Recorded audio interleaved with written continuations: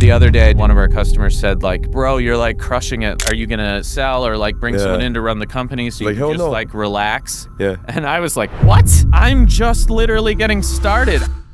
Hard work trumps everything. Yep. And you'll hear a lot of work smarter, not harder. But at the beginning, hard work trumps everything.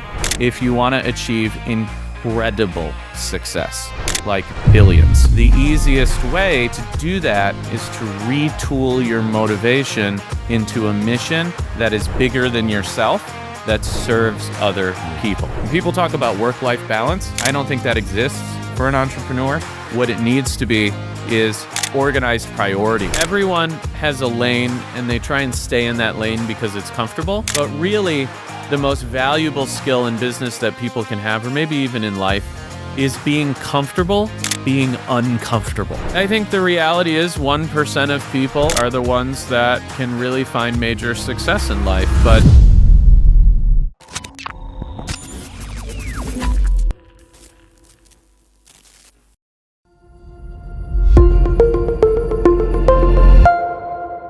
LFG fam, we just shot a fucking banger right now. I can't wait till you hear this shit. It's like next level. No one's talking about this. Shout out to our sponsors, because without them, this shit wouldn't be possible. Shout out to Ringba. Shout out to Adam Young, the paper call revolution. There's big, big money in paper call, whether you're someone who's a novice looking to get into it, whether you're someone who's already doing it, putting up big numbers. Let's fucking do this, guys. Get the fucking book on Amazon. We're going to drop a link here. Take your shit to the next level. Let's fucking go. Ladies and gentlemen, welcome to another episode of the LFG Show. This is going to be a really great show. I'm super excited about it. I'm with my man Adam Young, the CEO, founder of Ringba, co-founder of Ringba, the author of The Paper Call Revolution. Amazing book. This is going to be a very, very deep show. And I'll tell you one thing.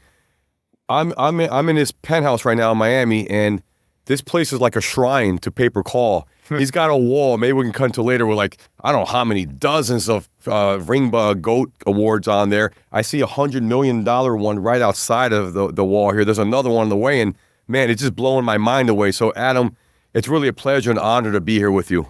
thanks for coming. The GOAT wall we're putting up right now, I'll send you a picture of it. It's 105 awards, and that's only a few of them. And we were just out there talking about it. When they were putting it up, I was just staring in awe. It's a really humbling thing to see how many people we've helped make $1 million. But even crazier, in the stack in the kitchen, there's $10 million goats and $25 million goats and $50 million goats. And like you just said, we have a $100 million one right over there through the glass. Yeah. And we have another $100 million one on the way.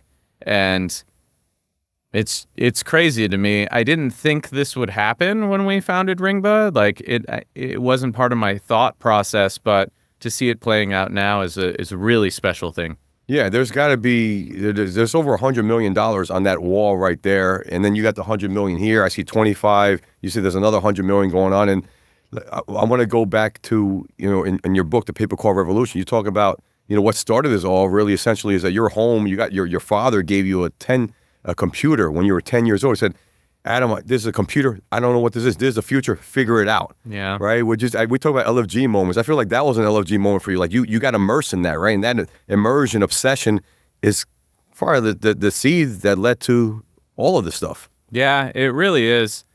My dad thought it was a cool thing and no one had it. And they were kind of... What year was this, would you say? Well, I was 10, so it's 1994. Wow.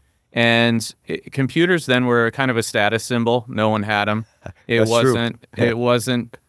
Dial-up really didn't even exist. AOL and Prodigy were just starting. And so, I mean, I'll be real with you. I wasn't a popular kid in school. We had just moved to a new city. I didn't have a lot of friends. It was the winter. And so there was snow on the ground, and I had nothing to do with my time. And then my dad brings home this crazy machine. You could hear it. It like clicked in Word and made a bunch of noise. And I just said, wow, this is kind of amazing. It's like a giant puzzle. You can do incredible things with it. You can code it to make it do what you want. And then shortly after, we got a copy of Windows 3.1. Mm-hmm. And then you could actually visually play with it, right? So I started breaking the computer constantly in MS-DOS, and then Windows came, and I started writing software, and it was really an incredible experience. And a lot of that time I spent tinkering with that old computer taught my brain how to build things all the way back then and to see what possibilities existed before they were created. So I'm super grateful to my dad for that. He had the foresight there, and I mean, technically it's his fault I have scoliosis now too. From sitting too much in front of the computer. But yeah, it was such a cool experience. I just wish I had a mentor earlier that suggested to me, hey, you can make money with these things. But you did, though, at some point. You created, you got in trouble for this too. Didn't you get people calling your house at 4 a.m. and your parents like, what the hell's going on here? So it did eventually lead to you making money online, which and it led to like ups and downs, successes and failures. I went to the University of Michigan when I was very young, and I lived in the dorms when I was 14 years old. I taught classes on North Campus in their engineering department as a teacher's assistant. Wow. And how old were you when you were teaching there? 14. That's incredible. How the hell did that happen? My parents contacted some people there, and they had a summer program for kids. And I got connected with them, and then they invited me to come and actually teach. And so one of the adult teachers there had a hosting business, a web hosting business, and he sold me a dedicated server. And then I started selling smaller server packages to people. And in an AOL chat room, I found a guy who wanted to buy my first hosting package for like $20 a month. And I was ecstatic, right? Like, check comes in the mail. I think I'm going to be rich. Next thing you know, I realized I sold hosting to an email spammer. And this was before any of us knew what email spam was, right? Like, I had no idea that you could send millions of emails or that people put marketing in emails. Like, this is before all of that. And the email spammer literally had people sign up and send him checks, right? This wasn't like run your credit card or whatever. People had to send him a check. I remember the offer, and it was a dumb offer, but he would send millions of emails out, and then people would actually mail him physical checks. But what ended up happening is these people would complain, and they'd find the hosting provider, and they'd call, and I had just used my parents' address and my parents' phone number for that, because it was all we had, right? There were no cell phones at the time. And so at 4 a.m, when he did his first email drop, we started getting flooded with phone calls, and those calls went on and on and on all day long.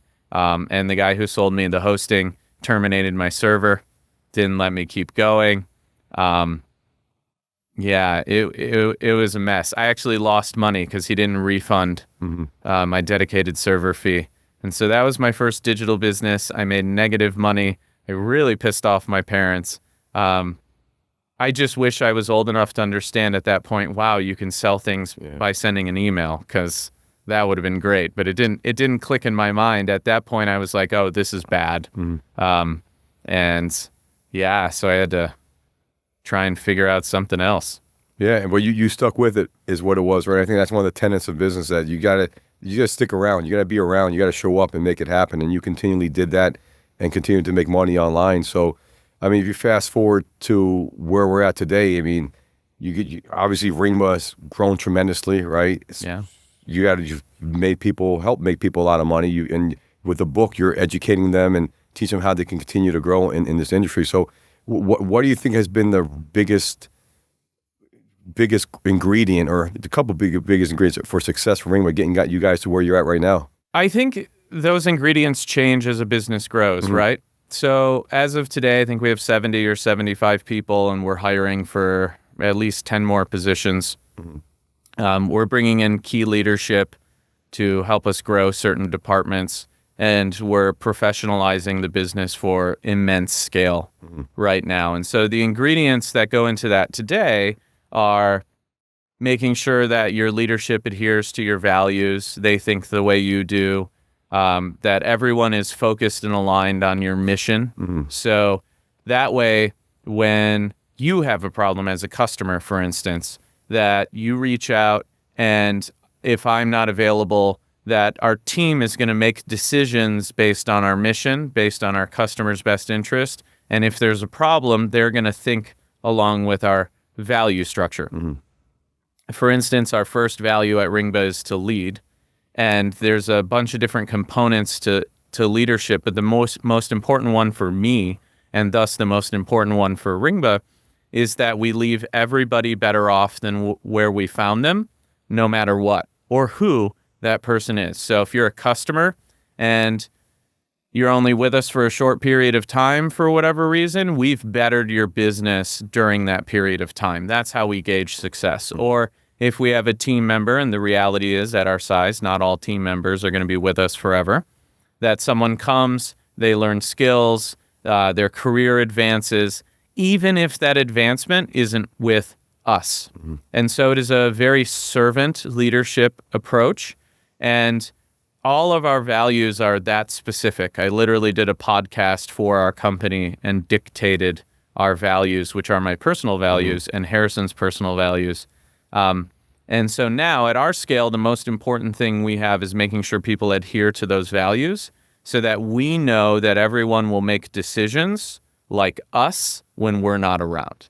Now, if we rewind all the way back to the beginning, and it was just me and Harrison, hard work trumps everything. Yep. And you'll hear a lot of work smarter, not harder on the internet, and a lot of people have opinions on this. But as somebody who's grown, sold, failed, destroyed all kinds of businesses, right? Like I've had exits and I'm invested in startups and I've had ones fail and I've had them peter out and not be successful. I've had them grow and then something changes. The one thing that's a constant the entire time is at the beginning, hard work trumps everything. And I can't guarantee I'm smarter than anybody, and I can't guarantee I'm smarter than my competitors. But what I can guarantee, what's within my control, is that I will outwork all of them. Yep. And so at the beginning, that's what really matters. And not to say we don't work hard now. Like you just did 5 trade shows or something. I just did 4 with a trip in between. In April, just in April. Just in April, yeah. And so we're working our asses off. I still am. I'm working harder now than I ever have my entire life. But it's a different kind of work, right? I'm not in the weeds so much. I'm doing these things, or I'm sitting around thinking about strategy, or I'm recruiting or something like that. So just to recap, like at the beginning, hard work is everything. And then as you grow and you start to recruit, making sure those people have your values becomes the difference between incredible success and immediate failure. Yeah. Amazing. A lot of information there to digest and pack in. And I think that as you read your book, right, you'll see that you, at every step of the way, you worked hard, you were dedicated. I think you're obsessed with being the best you can be, right? Now, I'm not just saying in a business-wise. I'm talking about, you have your tenets in life, your 4 tenets. Health is one of those, right? And at the end of the day, if you're not healthy, you can't work hard. Your body's going to be run down. I'm the same way. I take care of my health very much so, right? So hard work, super, super important. And the fact that we talked about this in Las Vegas, this book took you 15 months to write, right? And you didn't have to write this book. We talked about this, but you have such a passion. You want to evangelize pay-per-call. You've seen the success is brought to you personally, to your clients. And I think that's the proof's in the pudding. You can't fake that kind of stuff. There's a lot of people in the industry, we talked about this. They talk. They talk the talk, but they don't walk the walk, right, at the end of the day. Yeah. So I think that's a key component of what you have going on here. Look, I'm turning 40 on Friday. Congratulations. Thank you. We're in a similar age group. Yeah. A lot of people in our industry are younger, and I take it as my personal responsibility to give back, but also to evangelize a message that you can build a successful business by doing it right, one that's sustainable. And man, I've learned a lot through suffering. Like people see this now. They're like, oh, look at Adam. He's in the Ringba penthouse and flying with his clients on Gulfstream jets and whatever. Dude, people do not know how much pain and suffering went along the way to get there. And by doing a book like this and by teaching people, we get to help alleviate some of their pain and suffering in their journey so they can get to the end result faster. Yeah. And I feel like if people get to a point of success in an industry and people look to them for guidance, that it's important that they give back to the industry and the people who support them so that those people can build a better life for themselves.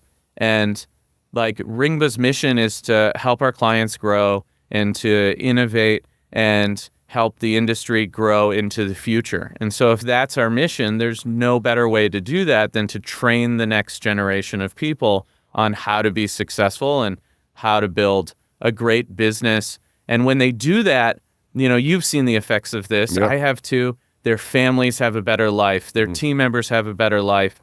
Like, there's only really great things that come out of that type of evangelism. And so that's why I put the effort into the book, and that's why this is so important to me. And I truly believe that rising tides lift all ships. And so if you focus on helping as many people as possible, then that will come back tenfold and help you.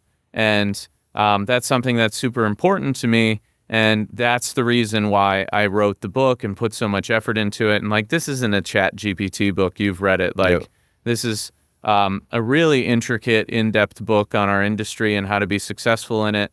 And I've already seen people change what they're doing and build businesses because they've read the book, and the book's only been out for 45 days. It's absolute insanity to me to watch, but I'm super excited about it because that's what's important to me, actually. Not, hey, how do we grow Ringba and like how do we make money and do these things? It's actually, how do we help other people become successful? And I can say personally, I've been in the industry since 2016. I got into pay-per-call. We started a company called Senior Direct Marketing. That was our foray into the pay-per-call. Back, I think 2021 is when we started that. And I think the first time I met you was at Carlos Corona's. He had an event here in Miami. Then I started at the Geek Out in Beverly Hills, right? And I wasn't a customer of Ringba's, but you were more than willing to answer any questions I had, and that went a long way with me. And I know people like guys like Ray Sinlow. I interviewed him for the show in Medellin, very close with him, and other people. And he said, Anthony Sandrea, they say you were very instrumental in helping them grow. Ray's putting up big numbers right now. He's grown tremendously. He came from e-com, got into pay-per-call. You helped him along the way. You helped him. There's stuff you helped him with that you didn't have to help him with, or outside of regular scopes, legal, looking at MSAs, guiding him along the way. Anthony on his exit, and you talk about that in the book. So I can say personally, it's not, again, you're not just talking about it, you're actually doing it. And then, now look, you're sponsoring the LFG Show, right? I've read the whole book here, and that's how we grow. I do believe a rising tide lifts all boats, and a lot of people I think have the scarcity mindset in the industry that they're scared to show their secrets, or they're scared that someone's going to rip their ads. And you talk about in the book too. It's just a stupid way of thinking. I mean, you're going to limit yourself by doing that, right? Yeah. Yeah. Like, look, there's enough meat on this bone for everybody. A lot of meat on this bone. There's a lot of meat on this bone. Yeah. And to me, a gauge of real success, right, is, are my activities impacting the industry so much that my competitors' businesses are growing because of it? And the answer to that is yes. Yep. And so to me, that's real leadership, and that's real success. And my goals are generally bigger than most people I meet. I have very audacious goals because I want to see what's possible for me. Harrison thinks the same way. And I don't expect everybody to have these same goals, but with the goals we have, like, there's no other way to do it, right? If we were like, hey, we're going to grow our business and try and do it with a scarcity mindset, we wouldn't be able to get where we want to go. It would literally be impossible. And so, I mean, I don't care. I think it's important to help other people, even if they're your competitors. And what's interesting is we do masterminds on private jets. It's kind of a silly thing. Yeah, I've been on one, yeah. Yeah, I cannot tell you how much value I get out of that and the other people do. Like, if you can lock yourself in a tin can with 8 other incredibly smart people for 4 hours. I mean, Your those, phone can't ring. It's like, yeah, you're locked in. Yeah. The opportunities are priceless for that. And what's interesting is a lot of our customers are actually technically competitors, right? Like they're in the same industry, they're promoting the same products and services. And when we do these, we curate who we allow on the plane. And I got to tell you, every single person that gets on the plane shares. Yeah. They don't care. They're not scared of someone being their competitor. In fact, they would rather help their competitor grow and be more successful. And it's funny, all these people are the biggest people in the industry that come with us. You know, Manny from Quote Velocity was on a flight recently. That's his $100 million award sitting over there. By the way, Manny, will you come get your award, please? Like, I need to get this out of my living room. And he's happy to share anything with anybody. And, you know, like he's doing over $100 million a year. I mean, I think that says it all. Now, the people with the scarcity mindset, however, their businesses are smaller. And they're always pivoting. They're always chasing the next shiny object is what I notice. Exactly. They're not focused. They're not dedicated. They're thinking, how do I take something away from somebody else so I can win? And, I mean, you can make money that way, but you can't build an incredible business that way. And if you're not building an incredible business, you're not hiring more people. You're not changing people's lives. You're not getting the personal fulfillment out of your business that will really, really drive you. And so I think it's hard to think this way. I think, especially in our industry, there aren't a lot of people that think this way. But the ones that do, they're running the largest businesses in our industry. And you mentioned Manny, and you told me a story. I don't know if it was I may have been in the book. I know we talk a lot, and I'm trying to piece it together. But you talk about the importance of trade shows, right? You built your business at trade shows. I built my business. My very first LeadsCon ever, it was in 2017. When we went to LeadsCon, the last one, I got emotional because it was my first LeadsCon ever was at Paris. The Paris hotel. My wife came with me. We signed some major deals there, and it was just we were a tiny company. I don't even know we were doing $1 million in revenue at that point. But the deals we signed, like one contract, we've done over $10 million with this advertiser back from 7-8 years ago. And we're still selling them leads, which is pretty rare for a lead gen company to do that for that long. But you mentioned, I think it may have even been that same one. I think that's the first time you met Manny. He came to your booth. It was just him, right? Just him. So to go from a solopreneur to doing 9 figures in revenue, flying on private jets, and also to have that mentality of still giving back, I think that's the beauty of this industry. And that, to think about it, to go from whatever he was doing then, one person, to doing 9 figures in 7 years, that's pretty incredible, right? And that's the exponential growth you can see in this industry. You know, it's interesting.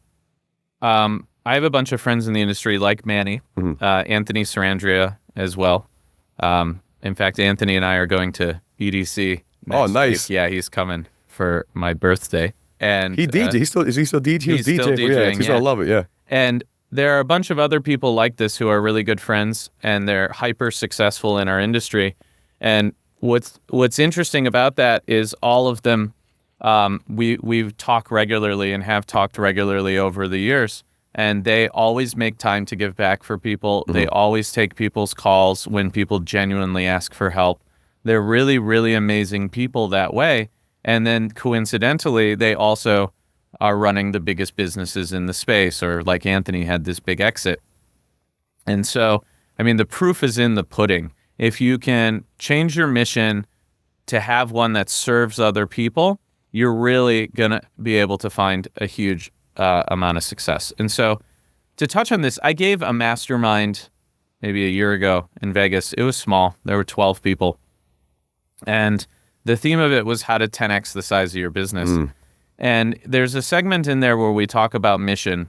And I asked everybody in the room, like, whose mission is Lambos? Like, who wants to make money?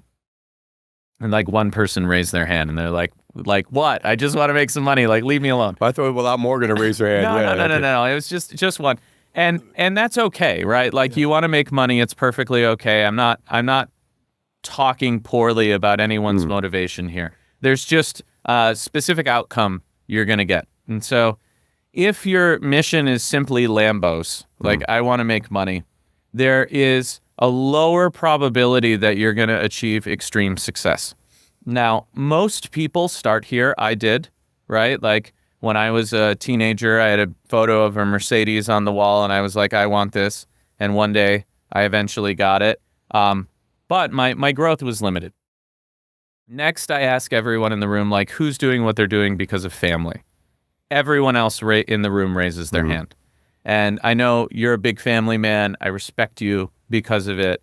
And there's nothing wrong with doing what you're doing because you want to help your family and see your family successful.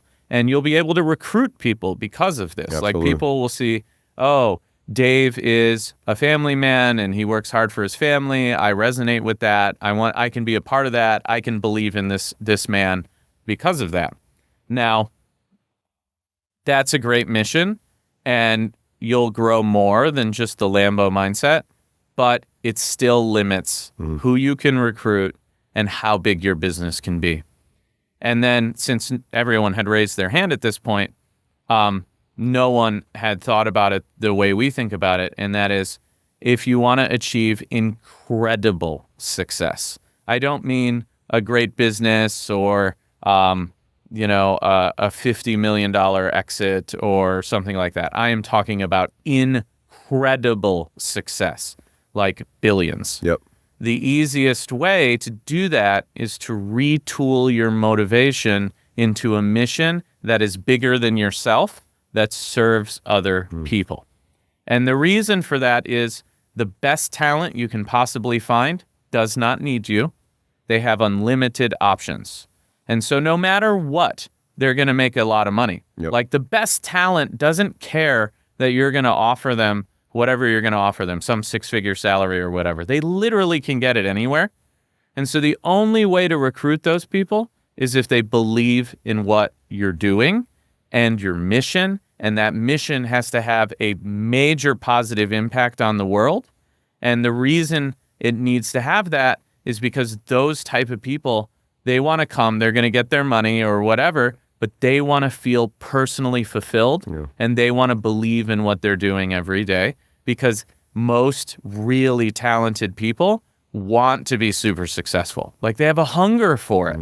And so if they have unlimited options, they're going to pick the one where they believe in the mission and they're helping people so that they can love what they do. That's a great point that you came up with. It made me think of something that Tony Robbins says, success without fulfillment is failure. Yeah. Right. And I think that's a big thing. You see so many, I think it happens a lot with men in particular, successful men. They'll self-sabotage. They'll get involved in drugs or like stupid stuff. And then you're like, how the hell did that happen? This guy on the outside looked so happy, but I guess he wasn't fulfilled or she wasn't empty fulfilled. inside. Hey, they're empty inside, right? So I think that's what you said is a big thing, having that mission statement. So if you're someone listening to this show, and I think a lot of affiliates, they're very talented, but they don't know how to build teams and they don't know about these mission statements. And that's really how you go to the next level. That's how Anthony was able to sell his company for tens of millions of dollars, because he built a team around a mission, right? That's what I'm trying to do. I know that's what you're doing. So I think that's a huge component of all this, because I feel like a lot of people, listen, you have the book, right? There's money flowing at it. I have the LFG Show. I'm always like, let's fucking make money, but you can't make money without creating value, right? And I think the greater that the value ties into a mission that's bigger than you, then you wake up, you feel alive, right? So, and one thing I want to say is that I said this in Vegas and I said it here again, but you didn't have to write this book, but you felt you're on a mission to evangelize, right? The first time I came here, by the way, everyone, I'm in at his penthouse in Miami. This place is sick. This is the penthouse in the movie War Dogs. Yeah. I remember the first time I came here, you pointed to some island there. You said, that's the highest concentration of billionaires in the world. There's Google's Sergey Brin's yacht there. And like, it blows your mind away. And you said to me, I'm here. This makes me feel like I'm a schmuck. Like I got to do bigger things. And I thought that was awesome that you said that, because on the outside, people be like, you're like a raging success, but you feel like you have more to do. You feel there's more people whose lives you have to impact. So can we touch upon that? And I know there's a lot to digest there. No, it is. I mean, so like the harbor right down here, right out the window here is where the billionaires all park their boats. Yeah. And it's super humbling. Like, I don't even know what to say. Like, so we also across the street have a suite at the Miami Heat. It's our customers use it. Usually so many of our customers want to go that I give my tickets to customers too. I don't usually go. And the other day I did go to one, and one of our customers said, like, same thing you just said, like, bro, you're like crushing it. Like, like, you're tired? Are you, like, are you going to sell or like bring someone in to run the company so you Like, can hell just no. like relax? Yeah. And I was like, what? I'm just literally getting started. I have accomplished literally nothing, right? Like, I look out the window and I see every single day like a different billionaire's yacht. Like the other day, there was this Canadian billionaire who built their whole trash system for the entire country of Canada, and like it's his responsibility to make sure everyone's trash is removed so they can like live a clean life. The CEO of Harbor Freight, the tool store's boat, was down here the other day. Sergey Brin's yacht, like you said, like every single day there's a different one, and Harrison and I have a little subscription so we can see the transponders on all the yachts, like who owns all the yachts. And man, every single day I see these people down here who have accomplished such incredibly large things. And I say to myself, there's absolutely no reason why I can't do that. Absolutely, yeah. And I think about this every day, and that's one of the reasons why we picked this place. It wasn't even for sale, right? Like, and then the people who sold it to us tried to get out of the deal. They're like, hey, we changed our minds. We don't want to do it. And we're like, guys, the contract's signed. Escrow money is in. Like, we're doing the deal. And it's a really incredible place to wake up, because every single day I'm surrounded by people who have accomplished things so incredibly massive that it's hard to comprehend. And then also we've covered the walls in here with the success our clients have and what they're achieving. And so every morning I wake up, and it's an instant reminder to be humble and have humility and to realize that I have accomplished literally nothing, like nothing, and have such a long way to go in my personal development and professional development and leadership skills and I think it's only from that mindset that can you really have rapid growth. You have to take a step back and say, wait a second, I'm not great at everything or really great at anything. And I need to find people who are so much better at what they do than I can do, that it's humbling. And we have a bunch of people on our team like that at Ringba that are so good at what they do. Like, I learn from them every day. And like, those are the only people I want to be around, frankly. Yeah, amazing, all amazing stuff. And one thing I could say is that when I came up here today, and the first time I came here, I felt humbled, but today even more so. And I got kind of I don't know. You said you got a really emotional, right? When we should probably cut to that where you see the whole wall. The wall's amazing. I got emotional too. It's not even my company, but to see that's possible. I was saying off camera, I wish we could record. I see $100 million gold award. I'm telling our producer Chance, I got to step the fuck up, man. I got to do bigger things here. Well, what am I doing? I'm like, I got to take it to the next level. So let's talk about that and the wall. You mentioned how that made you emotional. Tears came to your eyes. Yeah. I mean, the whole purpose of the Goat Club was exactly what you just said. Yeah. It was for me to show someone else that something was possible. And it's like the guy who ran the 4-minute mile. I forget his name. Bannister. Yeah, Roger Bannister. Bannister. I don't even know how I know that shit. Yeah. And so for decades, people tried to do this and they couldn't do it. Yeah. And then the moment Roger Bannister does this, a couple weeks later, the second person breaks the 4-minute mile. And I really love that story because it shows that it's really hard to be a pioneer. But once you see something is possible, you believe it. And so you can go for it. And so that's why we started the Goat Club, is so that I knew we had customers that were more successful than other customers. We have thousands of customers, right? So obviously some are going to be more successful than others. And when you can show entrepreneurs that someone else is achieving something clearly and validly, they say what you say. They're like, wait a second, why don't I have a $100 million GOAT award? In fact, Ankur from Flight Calls, great guy. I love him. He literally said, bro, the only reason I'm growing my business right now is because I saw that someone else had a $50 million GOAT award and I don't. And I think he's basically there. And then he said to me the other day, I have my plan. for the 100. Yep. And I'm literally sitting here watching this, and it's just like human nature, but it's so powerful, and it humbles me. Like, to hear you say that humbled me. Like, fuck. You know, like, I can show Dave something, and then Dave's going to go, why not me? And go grow his business. That to me is incredibly fulfilling. It's the most fulfilling thing in my life. And so as long as I have that, like, my motivation is just incredible at all times. Yeah, and man, you know, you have a lot going on in your life. And when you say that you're working harder than ever, I believe that, because I started the LFG Show. I didn't realize how much work that was going to be. You have the podcast, the Offer podcast, and I know personally. I'm dropping, not to interrupt here, but I'm bringing the Paper Collar Show back too, so That's I'll be awesome. doing two. Yeah, and I think so you're on this mission, right, and to create more and more value, and that's really what the LFG Show is about too, is that we have kind of similar backgrounds. You grew up in Michigan, right? Blue collar. I imagine a blue collar neighborhood. Yeah. I grew up in primary Elizabeth, Newark, New Jersey. I don't know if it's blue collar. What the hell was that? It wasn't like the best neighborhood, but I had a very big scarcity mindset when I was young. I thought rich people were bad. There were no rich people around me. A lot of people were food stamps. My mom was making minimum wage. She busted her ass. I learned my work ethic from her. But I went to college at NYU, got to a great college, got good grades, but man, for a long time, I was like, fuck rich people, man. Hey, fuck these guys. Like, you had this bad mentality, and that once I started like working with some wealthy people, so these guys are actually great people. They're giving back to society. They're creating jobs.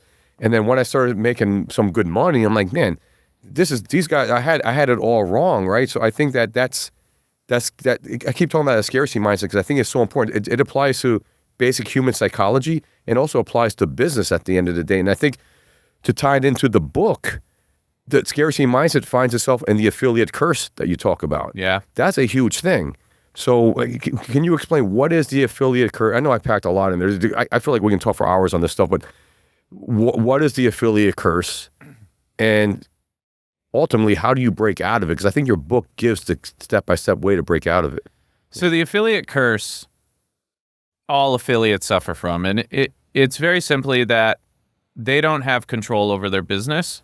And so they're promoting a product or service or lead gen or clicks or whatever. And eventually the landscape changes, or the advertiser goes out of business, or doesn't pay their bills, or stops working with affiliates, or whatever the case is. And every affiliate has gone through this. And I know this because I was an affiliate for 10 years. Harrison was an affiliate for a decade. We've ran every campaign imaginable. Like, we used to run SinglesNet and Match.com. These companies don't have affiliate programs anymore. They've changed their business model. Or a lot of e-com products like Ray Sinlau was promoting. That's what he was doing before. These advertisers, maybe they're not making the best product in the world, or they don't want to manufacture it anymore, or consumer reception wasn't good. And you're like, oh, crap. You know, one day I was making $10,000 a day. The next day I'm making nothing. Mm-hmm. And the moment in my life I talk about in the book, Harrison and I had been building a campaign for 2 years.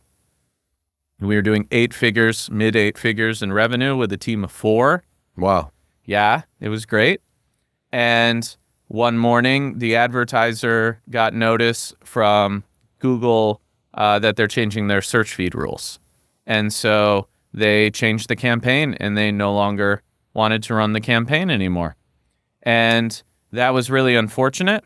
And overnight, our 8-figure business went to 0. And I had a panic attack. I had a breakdown. I was like, I literally built all this technology to power this business. I thought it was going to be long-term.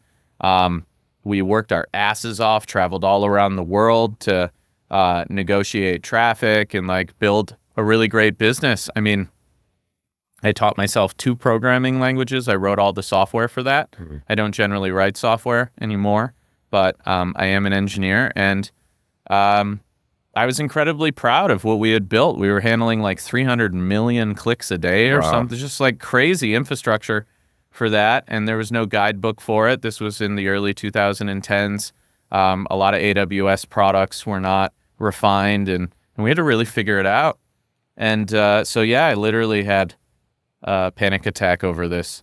And that's the affiliate curse, is you're not in control of your destiny, and you're not promoting industries that are necessarily sustainable for whatever reason. Doesn't mean they're bad. Ours wasn't bad. It's just Google, Yahoo, and Bing had search feeds. They make the rules. They change the rules. They're like, hey, we're not going to let all these companies use our feed anymore. And Google removed a ton of their partners, not just the one we were working with. And it wasn't even for bad behavior. It was just, hey, we're changing our business model. So we were like, fuck. We need to build something that's sustainable. And then once we figured out with calls that basically a company is not going to stop taking calls, why would it? Because they have all this money invested in infrastructure. They have all this money invested in call center agents. They have all this money invested in everything else they're doing. There's absolutely no way that they're going to stop taking phone calls. And so these campaigns aren't going anywhere. And a lot of them are the biggest companies in the United States, healthcare companies, insurance companies, home services companies. You know, like people are not going to stop needing their gutters cleaned. People are going to not stop needing health insurance. I mean, it's legally required that we have it.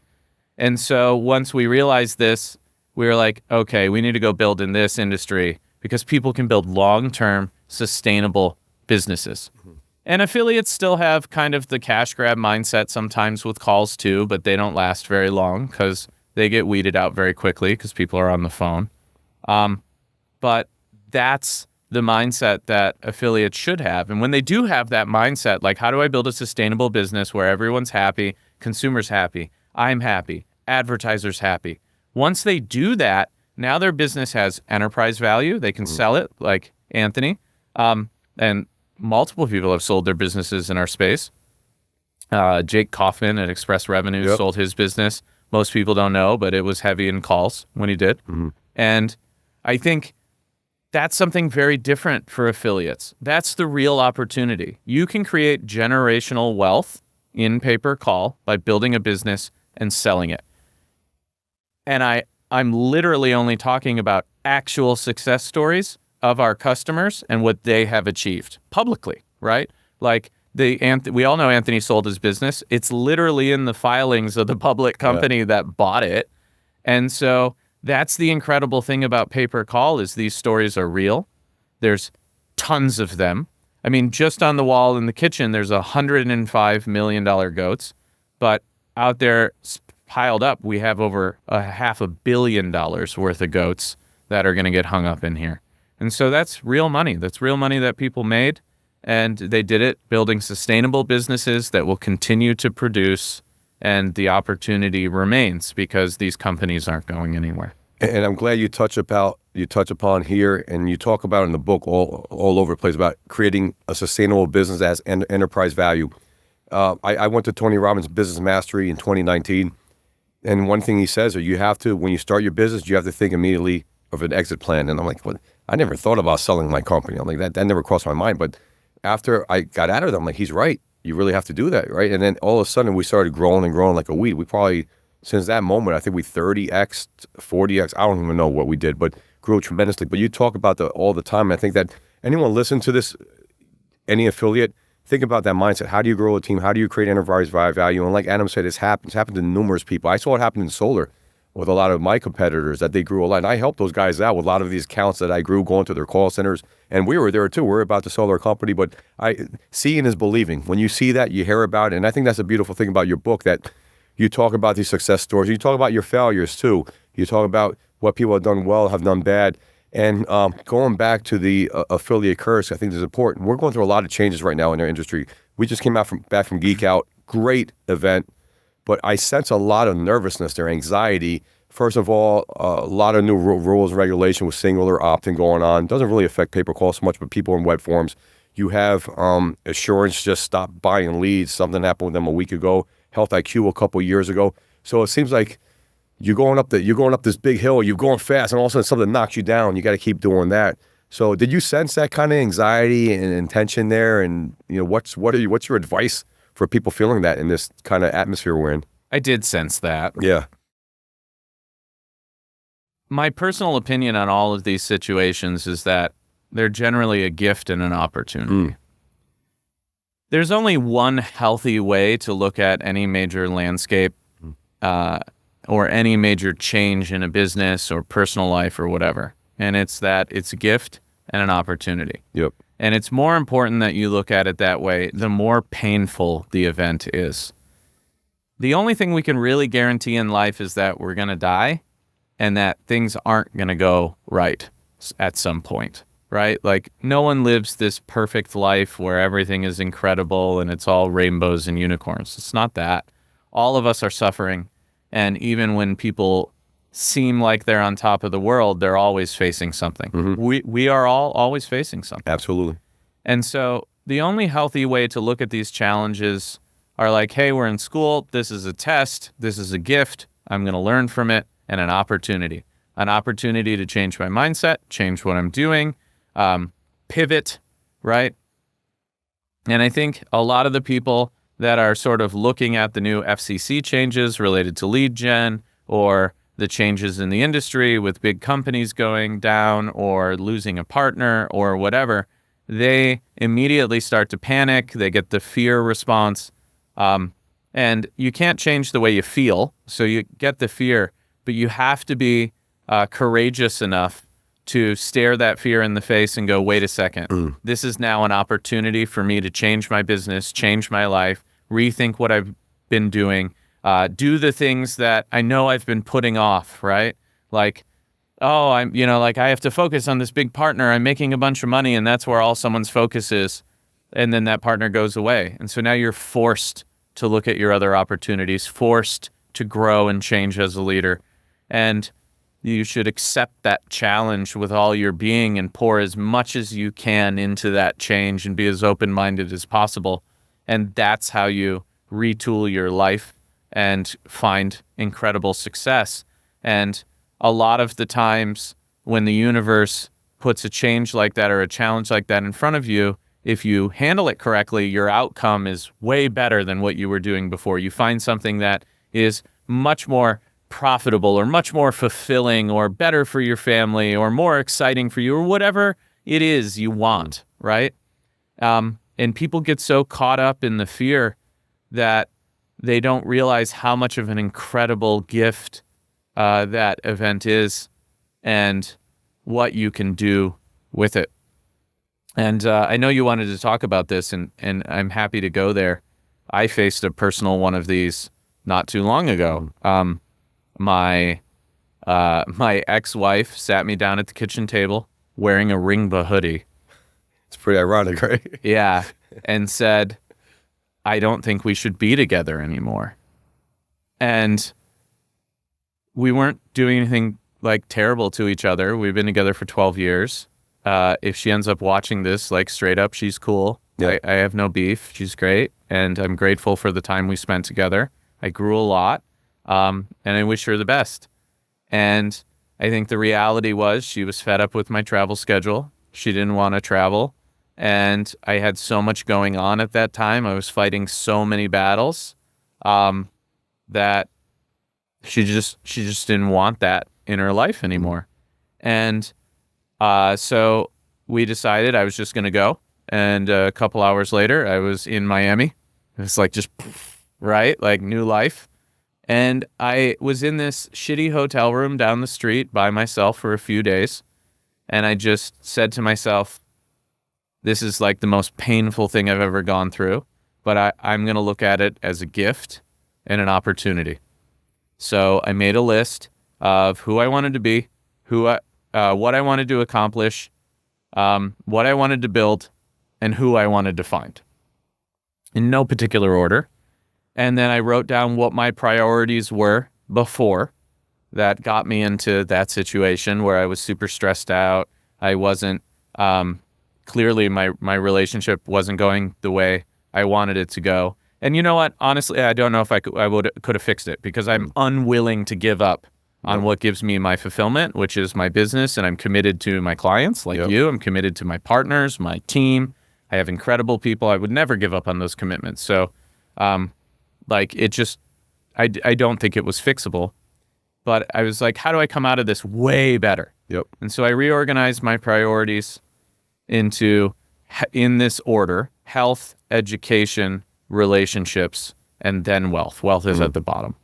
And if you take care of your body and your mind and your relationships, it's much easier to rapidly connected. grow. Yeah, rapidly grow your wealth.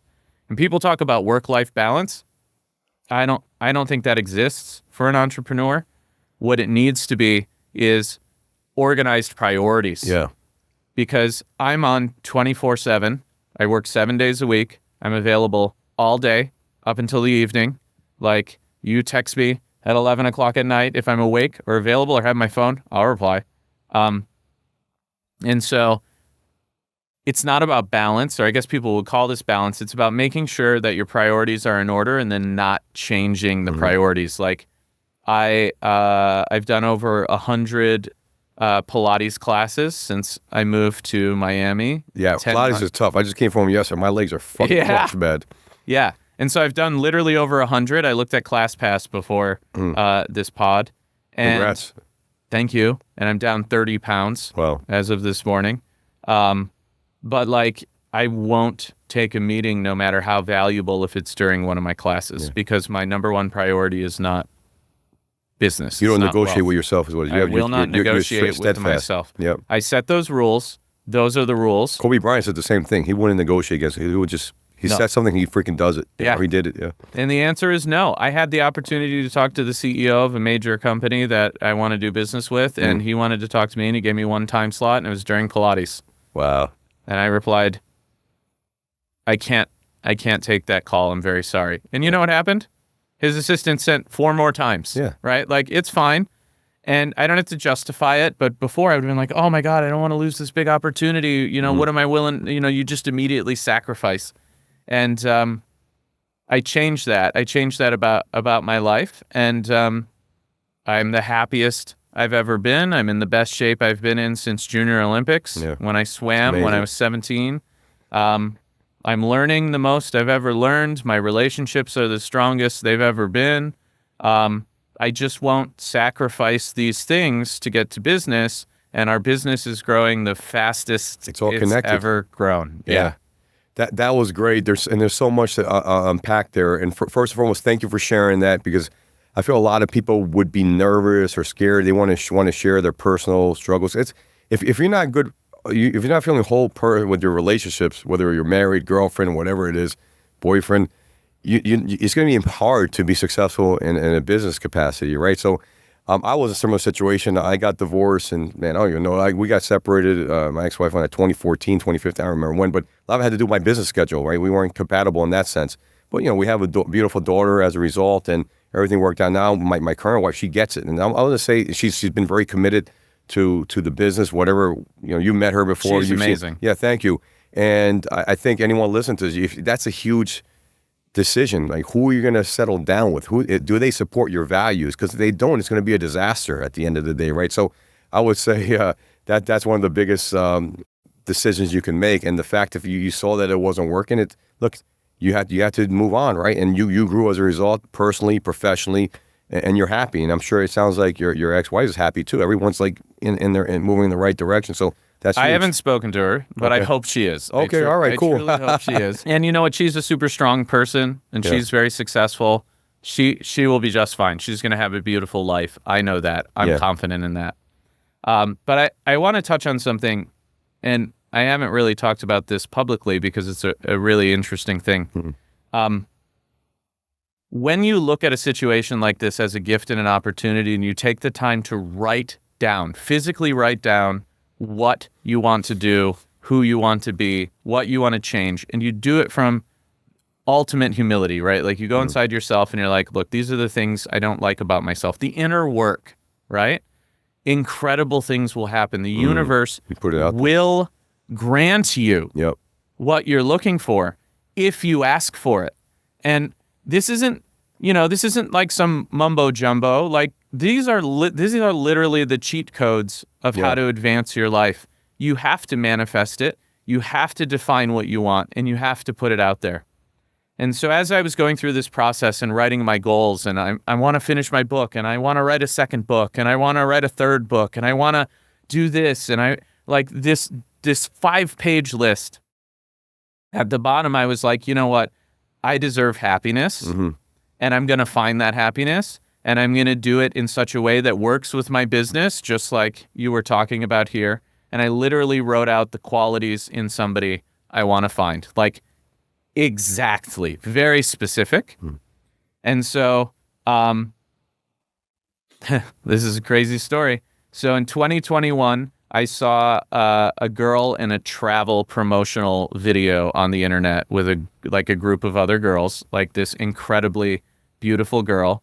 And I never forgot it because I was like, that is like the ideal human being for me, right? And I was in a committed relationship. It wasn't weird. You know, you just see someone and you're like, whoa. You felt it. You felt it.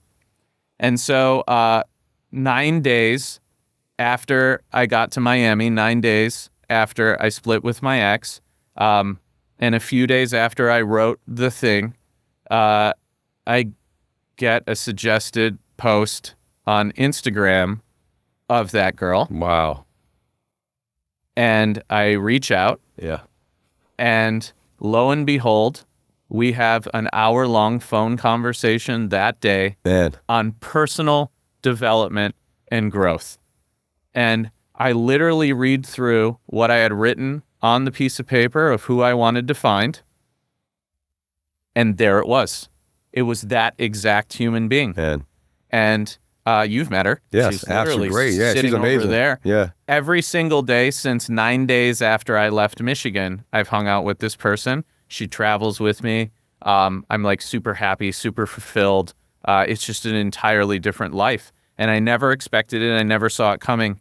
But there is a lot of power in asking the universe for what you want. Yep. There is a lot of power in being honest with yourself and who you are. And there is a ton of power in having the humility to look inward and say, there are parts of myself that I can improve, and that's okay. And none of us are perfect, but a lot of the times people are scared to admit that they're not. But there's so much power in that. You can accomplish anything. You can literally change the fucking world if you just stop, look inward, and say, I'm going to work on these things, better myself, and then never give up on that process. Like, you literally can do anything. You can be the billionaire that owns the yacht down there.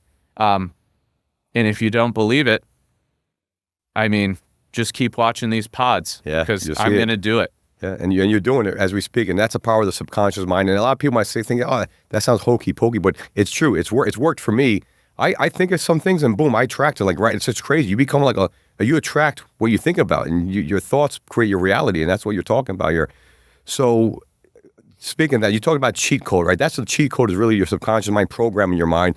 This book, The Paperclip Revolution, to me, is a cheat code in how to create a fortune or create a enterprise company with a lot of enterprise value, create value for your customers.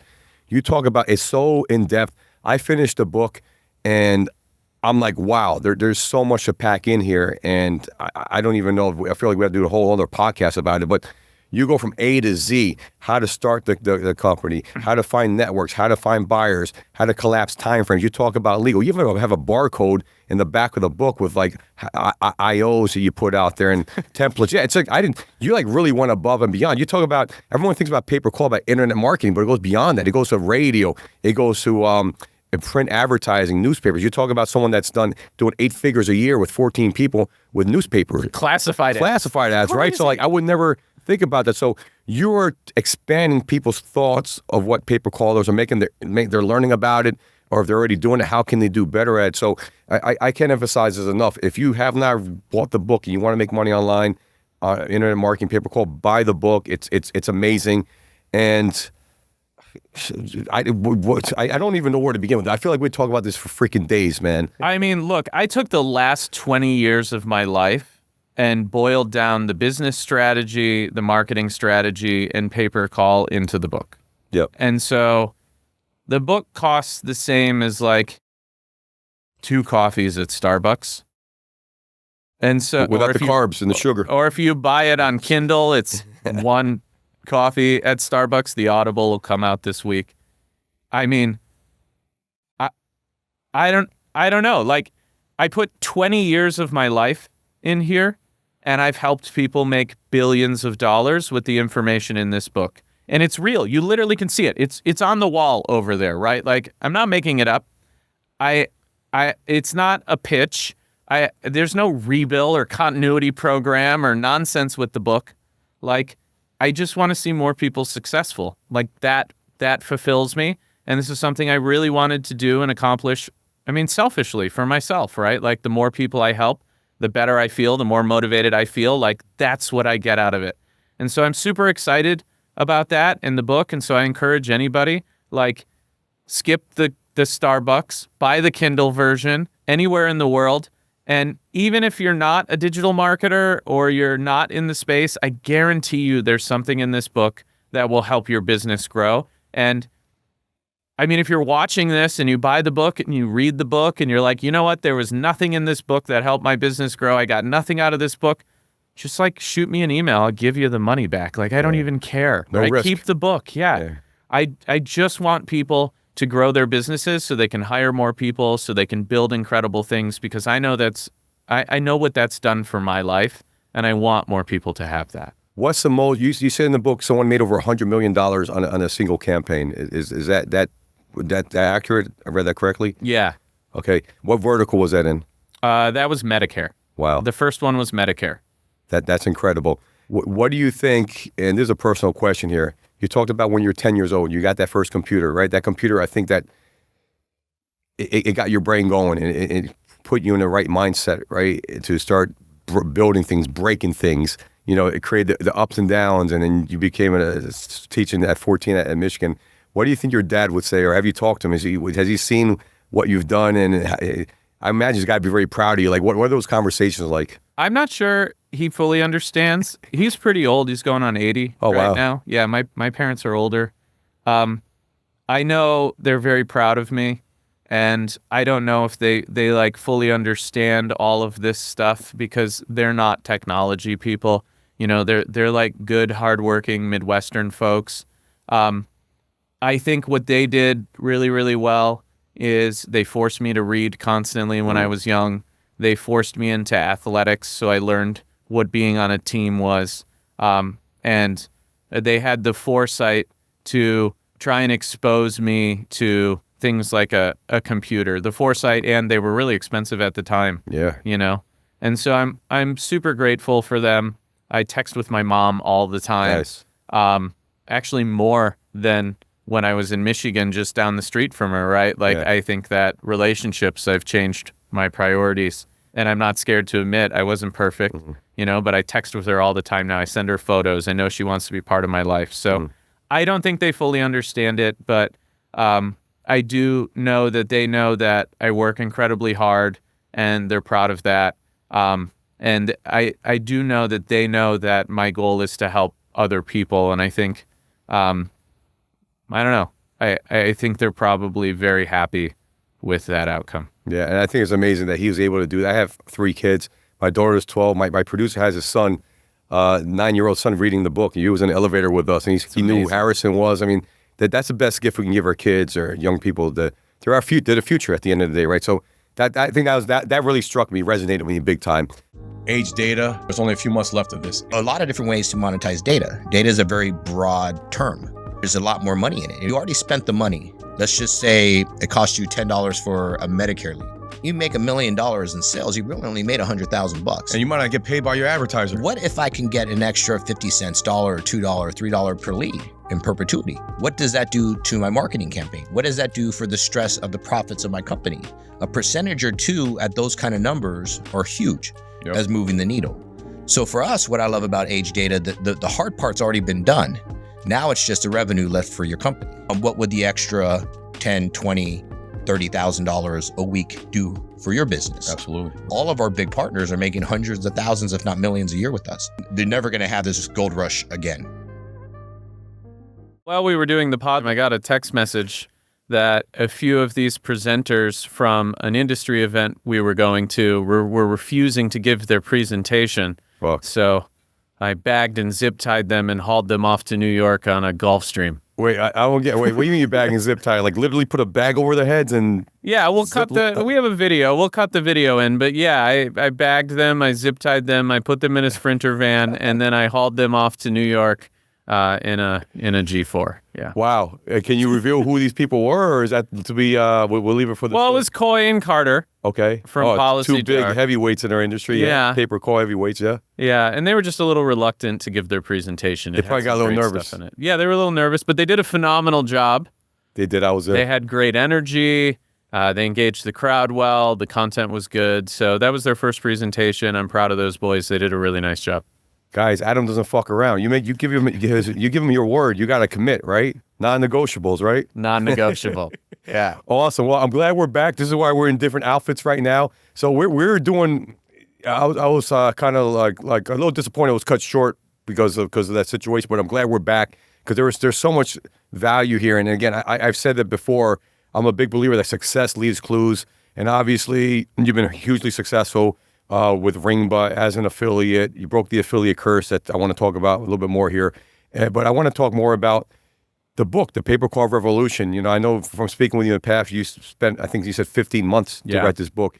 And you said it's a labor of love. And I'm really fascinated. And I know we talked about it in Vegas. Again, you didn't have to do this book. You already were successful with Ringba. You had other ventures you're making money with. So for all intents and purposes, you didn't have to do it. So why did you actually decide, I'm going to write this book? What was the driving force for you? Well, you know, our industry changed my life. I was destitute and owed people a ton of money and was not winning when I was young. And I discovered this industry. And I started going to trade shows, and at one of my first trade shows, actually this was the first trade show I ever went to, I met Scott Richter, and I said to him, I heard you were an amazing email marketer. How do I do that? I'm new to affiliate marketing. I'm doing kind of well, but I'm still living in my parents' basement. Like, I would like to figure this out. And he took me behind the booth, and he had a table there, and he sat with me for an hour. And just taught me the ins and outs of email marketing, how to get started, what offers worked. He was expecting me to run them with his network, and I did. But I was so surprised that this man who was so successful was willing to just sit down with me as a kid behind a booth and not talk to anyone else for an hour and just teach me a bunch of things about email marketing. So how old were you at the time? 21. Okay. Wow. And it's like 20 years ago. Yeah, it's 20 years ago. 20, yeah. And he didn't just give me surface level information. He walked me through the process of how to do it, wrote it down on a piece of paper and drew doodles of here's what you're going to do and here's where you need to go. And I'll introduce you to these 3 people for servers and IP addresses. And I'll give you data on RevShare, and just was completely open to helping me be successful in a way that I had not experienced before in life. Yeah. And I talk about this a little bit in the book, not as in depth, but I think it's because I just went to him and told him the truth. I wasn't like, I'm crushing it, I'm making all this money, it was whatever. I was like, listen, man, I went through a rough patch in my life. I'm trying to escape my parents' basement. Can you help me out here? I'll work my ass off. And he did. And when I started writing the book, I remembered this story, and it was really important to me. And I wanted to give back to the industry, essentially, that allowed me to get out of my parents' basement all those years ago. And I thought the best way to do that would be to write a book because it's physical, people will take it seriously, we can distribute it at scale and give it to our customers. We now ship the book out to a lot of our customers so they can train their staff, for instance. You know, if we have a new customer and they say, we have 10 people on staff, we'll say, great, we'll send you 10 copies of the book. And we can now use it as a tool to educate more people in the industry on pay-per-call and just marketing in general so that they can be more successful. I feel like I've gotten to a point in my career where it's super important to me to give back to the industry and help as many people as possible also become successful because there's so much opportunity in our industry. You know this, right? It's not necessarily about how do I find an opportunity? It's about, oh my God, which one do I focus on? Exactly. You know, and so I want to teach people what I've learned because it drastically changed my life. And I almost feel like it's my duty. It's certainly part of my personal mission, but it's like my duty to help people in our industry be more successful. How do you feel when, and again, it's happened to me on the LFG show. I'm getting these messages, nice messages on Instagram, on Skype. What a great episode. Wow, I implemented this. How does it feel for you? Because I obviously, you've had a lot of success in this industry, right? Financial success, it's obvious that's happened too. But that's something that money can't kind of replace, right? That feeling like you made a difference. Can you talk about that? Yeah. So at the event we were just at, I was waiting in line for lunch, and a random guy just said, "Hey, I think his name was Josh. Hey, I'm Josh. Great to meet you. What do you do?" And I told him I owned Ringba, and he was like, "Oh, whoa, that's incredible. Like, I'm your customer. I use your software." Yeah. And then a guy turns around in front of me and goes, "Oh shit, you're Adam Young. I read your book. Like, it taught me so much. I'm getting into lead gen now. I'm working on building landers for calls." And then other people around me turned around and started asking me questions about where the auto insurance industry is going and how can you do all sorts of stuff in pay-per-call. And it's really a unique feeling. It's one that is really fulfilling to me. And I have to remember that these people want to be really successful and that they're at a different stage, and that just a little bit of my time to motivate them can create a huge outcome. So this has been happening to me constantly. It's a really new experience for me. At LeadsCon, I had numerous people come up with copies of the book and ask me to sign it for them. I had people fly in to LeadsCon simply because they read the book. Yeah. And in the book, I say, you need to go to trade shows. Come find me at the Ringba booth. And people literally came out just to like say hi and talk. And they followed my trade show plan on how to work a trade show.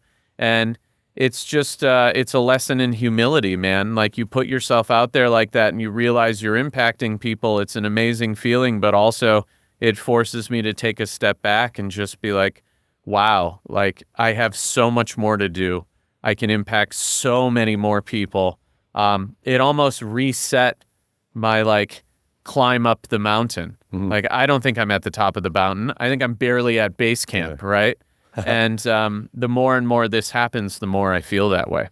And that's inspiring to hear from someone like you. And that's how I feel too with the LFG show. I feel like it's kind of like when I birthed Solo Direct Marketing back in 2016, right? And then 7-8 years later, we're where we're at, right? And again, I know there's so much more growth, and we're still really young at the end of the day. You know, guys like Colonel Sanders didn't really make it to the 60s, and everyone's got their own trajectory in life, right? And I feel like these are the best years. So that's inspiring. Hope audience really took what you said and absorbed that fully.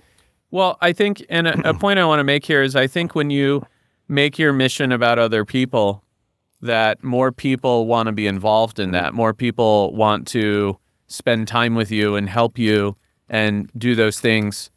And, you know, a young marketer at the event we were at saw my social media, and he's like amazing at social media.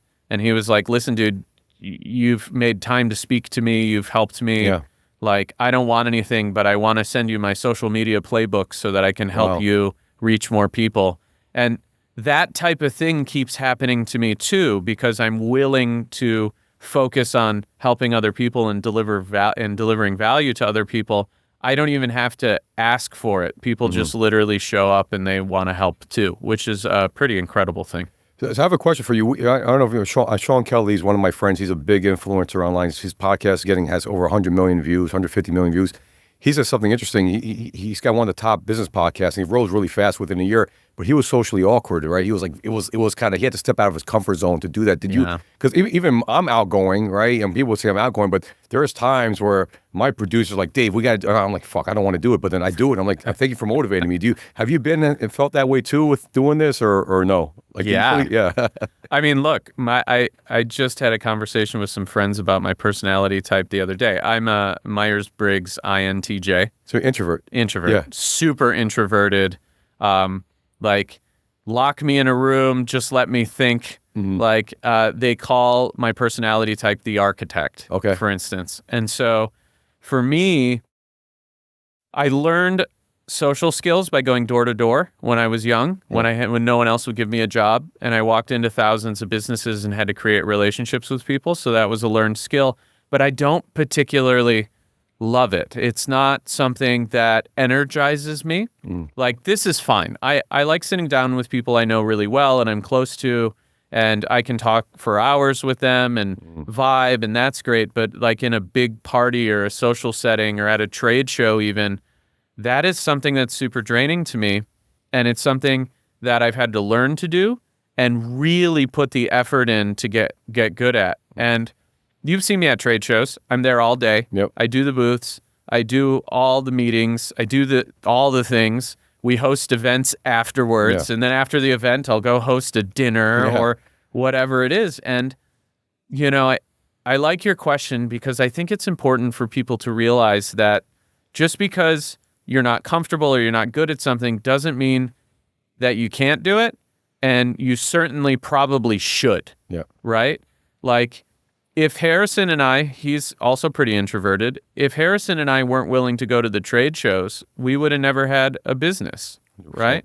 Like, I don't feel particularly comfortable interacting with 100 new people on a daily basis. Like, I'm exhausted at the end of the day. I go back to my hotel room. Sometimes I go to the gym. It's like an athletic event is what it is. It really is. Yes, dude. Yeah. It's like literally coming back from like training hard for 8 hours, and I have to sleep, and I really have to make sure that like my mental health is in a good spot, and I take the time to wind down, which is why you don't see me out afterwards. You know, like a lot of industry people, they go out and party, and that's really not my thing. Like, you will not catch me at Omnia after LeadsCon. It's just not. It's not in my repertoire. We got to do it one day. LFG Show. We're gonna get you out there, even for 5 minutes, 10 minutes. Because I'm not gonna say who, but one time we had someone that doesn't drink that came to Omnia. Great guy, drinks like once or twice a year. I don't know. He must have the LFG effect because I didn't even know he was drinking. All of a sudden, he puts me on his shoulders in Omnia. Almost got kicked out. I was worried I was gonna bust my head, but like everything worked out. Guy was strong, but it's the LFG effect. You never know, man. I mean, you can try.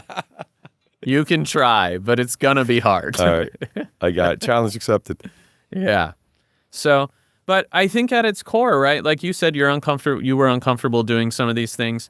I would say that the things that I'm uncomfortable doing are some of the keys to my success. Yep.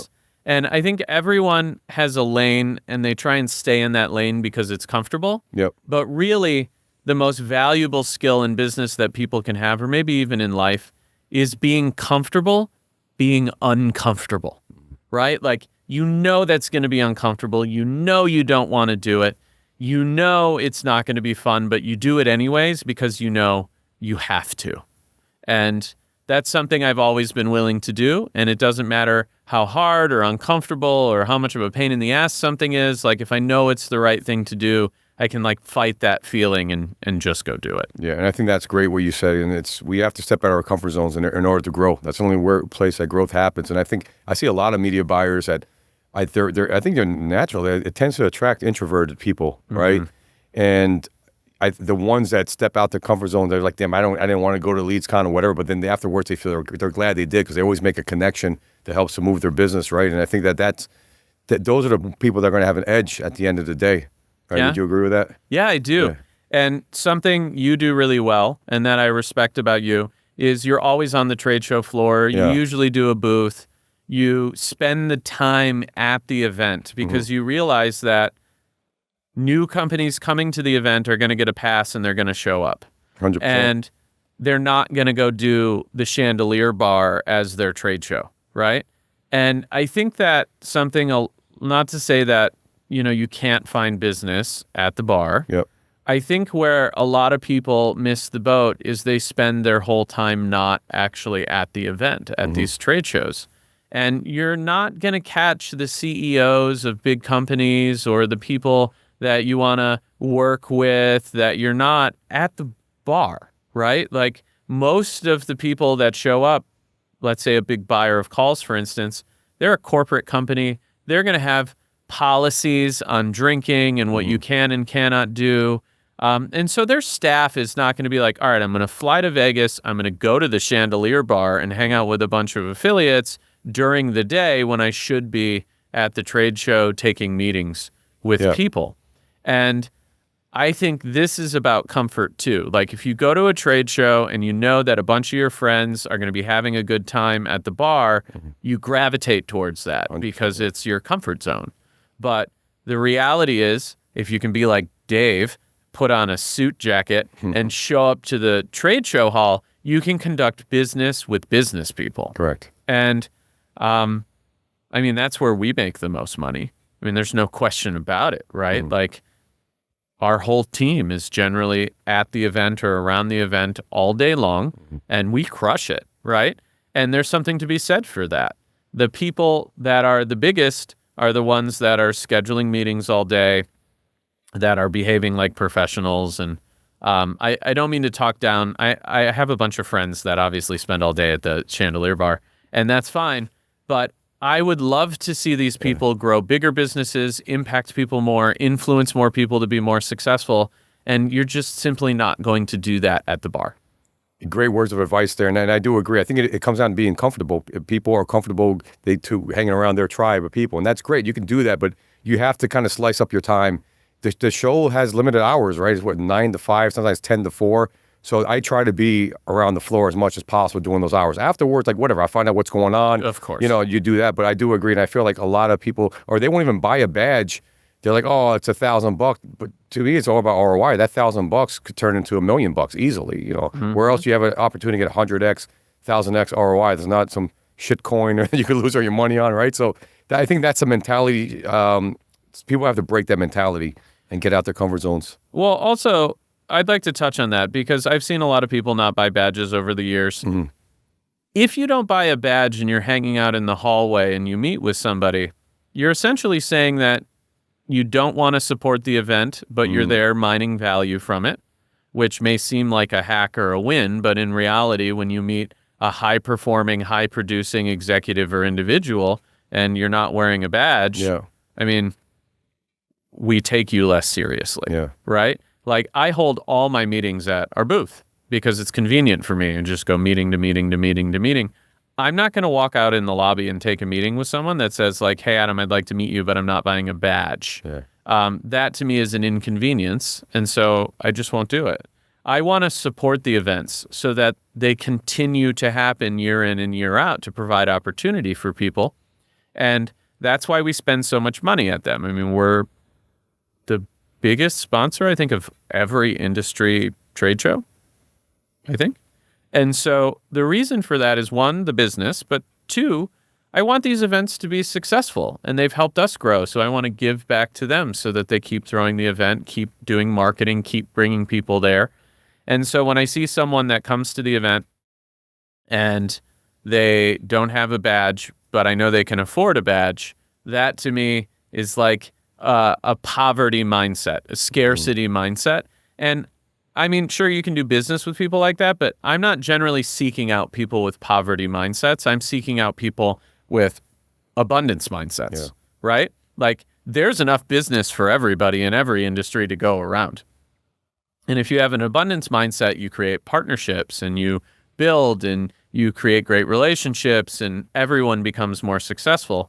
The poverty mindset people are thinking, I need to take away from someone else or find an advantage that someone else doesn't have so that like someone else can make no money, but I get value. And that's not, that's just not the type of people that I'm seeking to do business with. And I don't think that they realize that people are judging them based Constant on this. judgment, Yeah. From the way you dress, the way you talk, to all those things. I never thought about it that way, but you're right. I mean, I don't know how much money I personally spend, my companies I spend. We probably high six figures, or not $1 million on these shows, but we always get the badges. We're always got booths, or we're doing this and doing that. But it's true. And then you lose. You don't have access to the app. The app is important to set up these appointments, right? So that's also. I know some big buyers, former clients of mine. A company that got bought out for about $1 billion.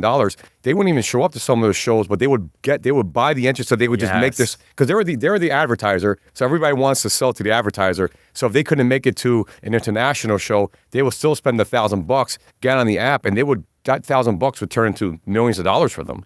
So that's the mentality you have to have. Exactly. And, you know, I talk about this in the book, and I'm putting out a workbook, a companion workbook with the Paper Call Revolution now. And in there, we talk about like my trade show strategy for working a trade show.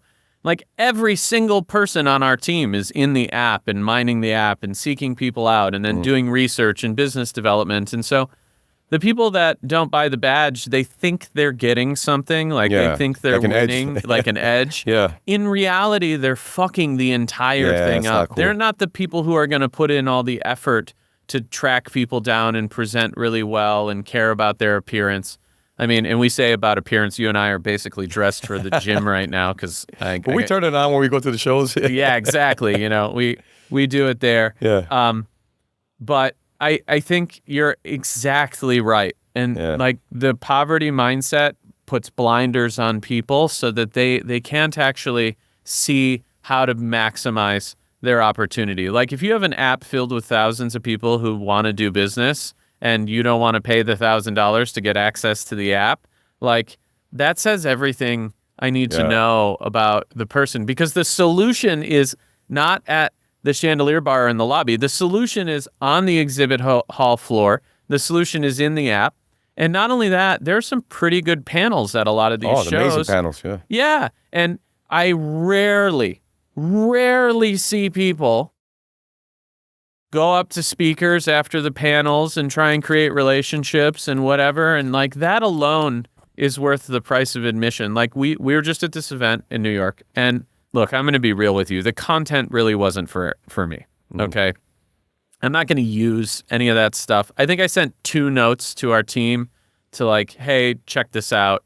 And so the price of admission was not worth it for me. It just wasn't. And then Harrison went there, and then we flew speakers out on a jet, and like we spent a bunch of money. Zip-tied them. We zip-tied them, yeah.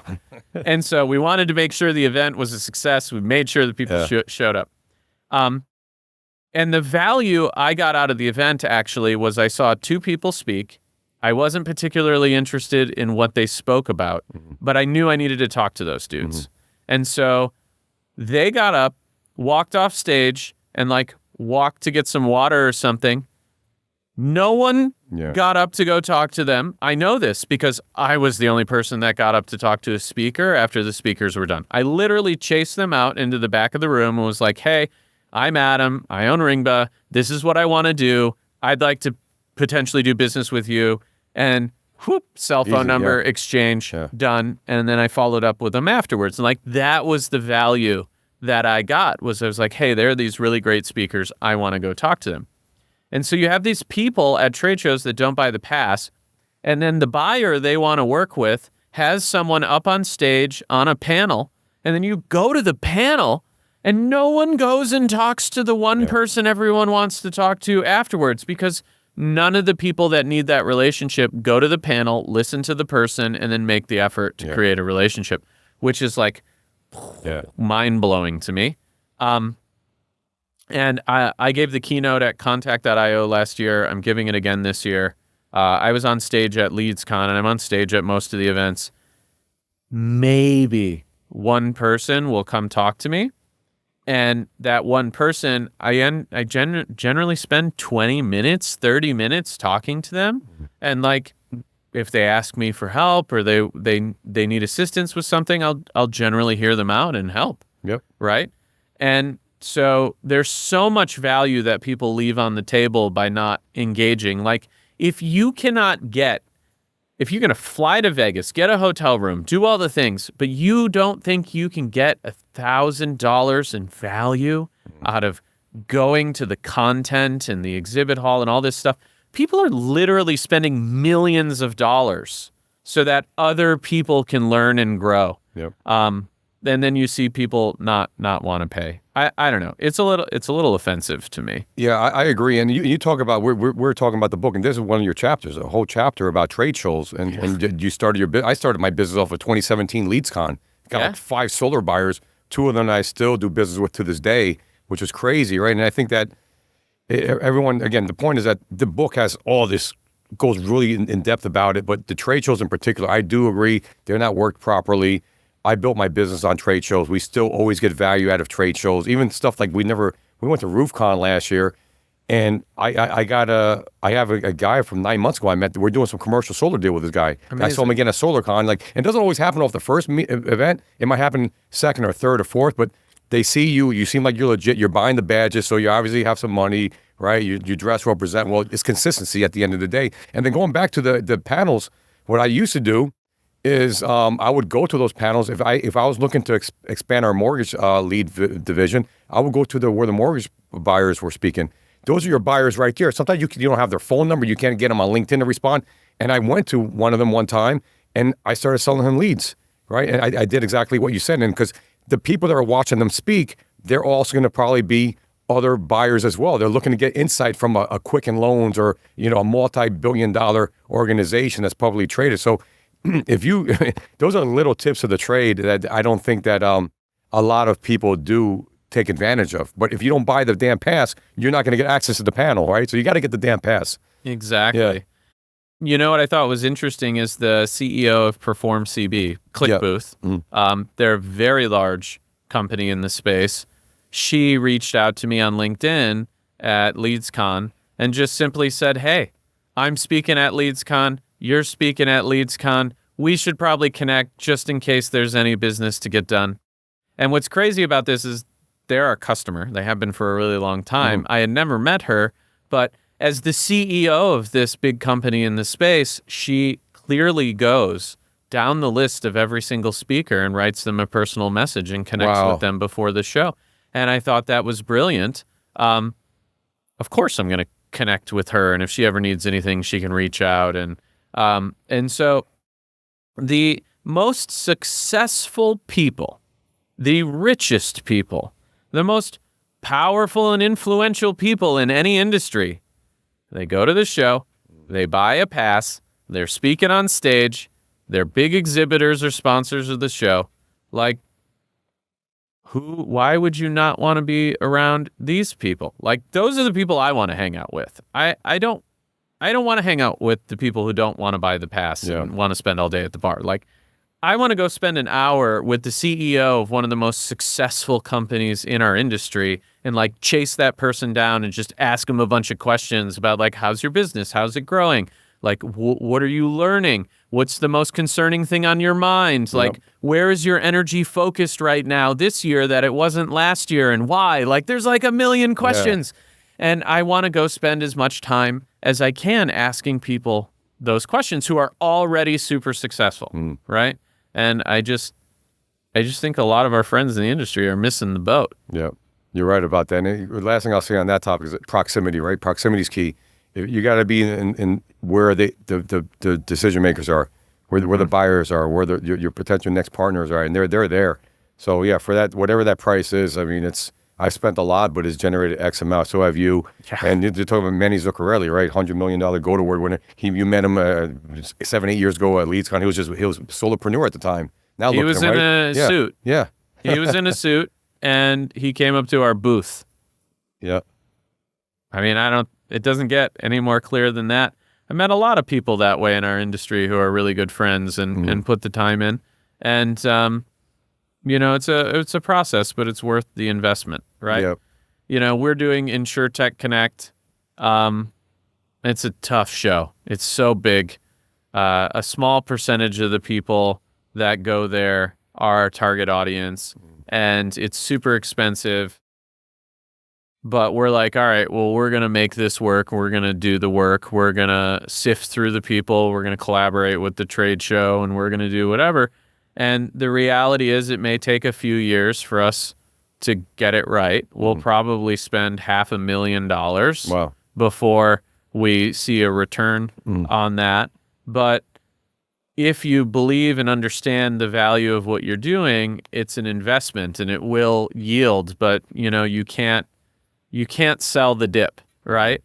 And I think so many people, if they don't see an immediate return on something, they'll sell the dip. Yep. And then they lose their opportunity effectively. And so I love that I see you consistently at trade shows and consistently doing the things that help you become successful, because consistency is key, right? Yep. Like, if you work in business long enough, you will be successful if you keep banging your head against the wall and learning. The people who don't make it in business are simply the ones that quit.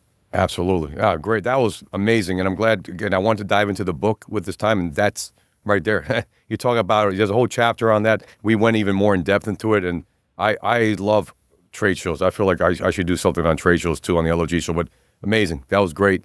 Now, going back to the book, another thing I think that's really important, and you talked about this on the affiliate marketing show, is picking the right verticals, right? And that's a whole chapter. And I almost feel like a lot of success or failure, if someone's new, it contingent upon which vertical that they choose. In my particular case, I chose solar because I had I felt like I had a competitive edge. I had contracts with utility companies, which they're involved in energy. I heard them talking about solar's coming up. There was like the government was backing it. There was all this pro stuff. And plus, guys that I knew from my all call center days were all gravitating towards solar. The money was there, and they were reaching out to me for help because they knew I was like a call center whiz.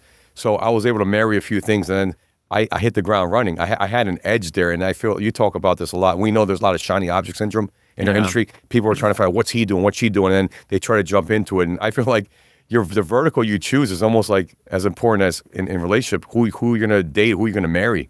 It could be the difference between success or failure. So can you elaborate upon that and the importance of that? So I got a phone call the other night, and this gentleman was like, I'm looking for some advice. I'm having some wins, some failures, some ups and downs, and I want to work on all these opportunities. Like, how do I select the 5 or whatever? And I just laughed. I think focus is extremely important. And my advice to this individual was that you need to focus your energy like a laser. Yeah. Right? If you're spreading it all over the place, you cannot focus. And so in my life, and I'll get to the vertical thing, but like in my life, I want as few distractions as possible and as most stability as possible. I don't particularly like, I don't seek out new friends, for instance, right? Like that's not something that's exciting to me. When I meet people in our industry or like you and I are friends now, that came from like years of being in orbit, seeing each other do business, our mutual reputations in a space. Like I don't have to really worry about our friendship that way. You're like a serious human being. And so I can talk to you if we have an issue, we can collaborate, we could do business, we can hang out, we learn when we're around each other. Like these are the type of things I look for. And so like I don't want to seek out new energy to come into my orbit because I want to focus all my energy on as few high value things as possible, whether it's my health or education or relationships or business. I want as few high value targets as possible to work towards. And so I think this advice translates to business in a really important way. Harrison and I used to constantly be thinking about what's the next big thing? What are we going to do? What campaigns do we want to run? And in reality, that really held us back. And so now we ignore almost all opportunities. People hit me up on a daily basis and want me involved in things. My default is no, right? Like no matter what it is, the answer is no. And if you're going to be persistent and try and convince me, like maybe I'll listen a little bit, but the answer is probably still no. Because I want 100% of my energy focused on my most important thing, which is my mission. It's growing the industry, Ringba, and what we've talked about on this show.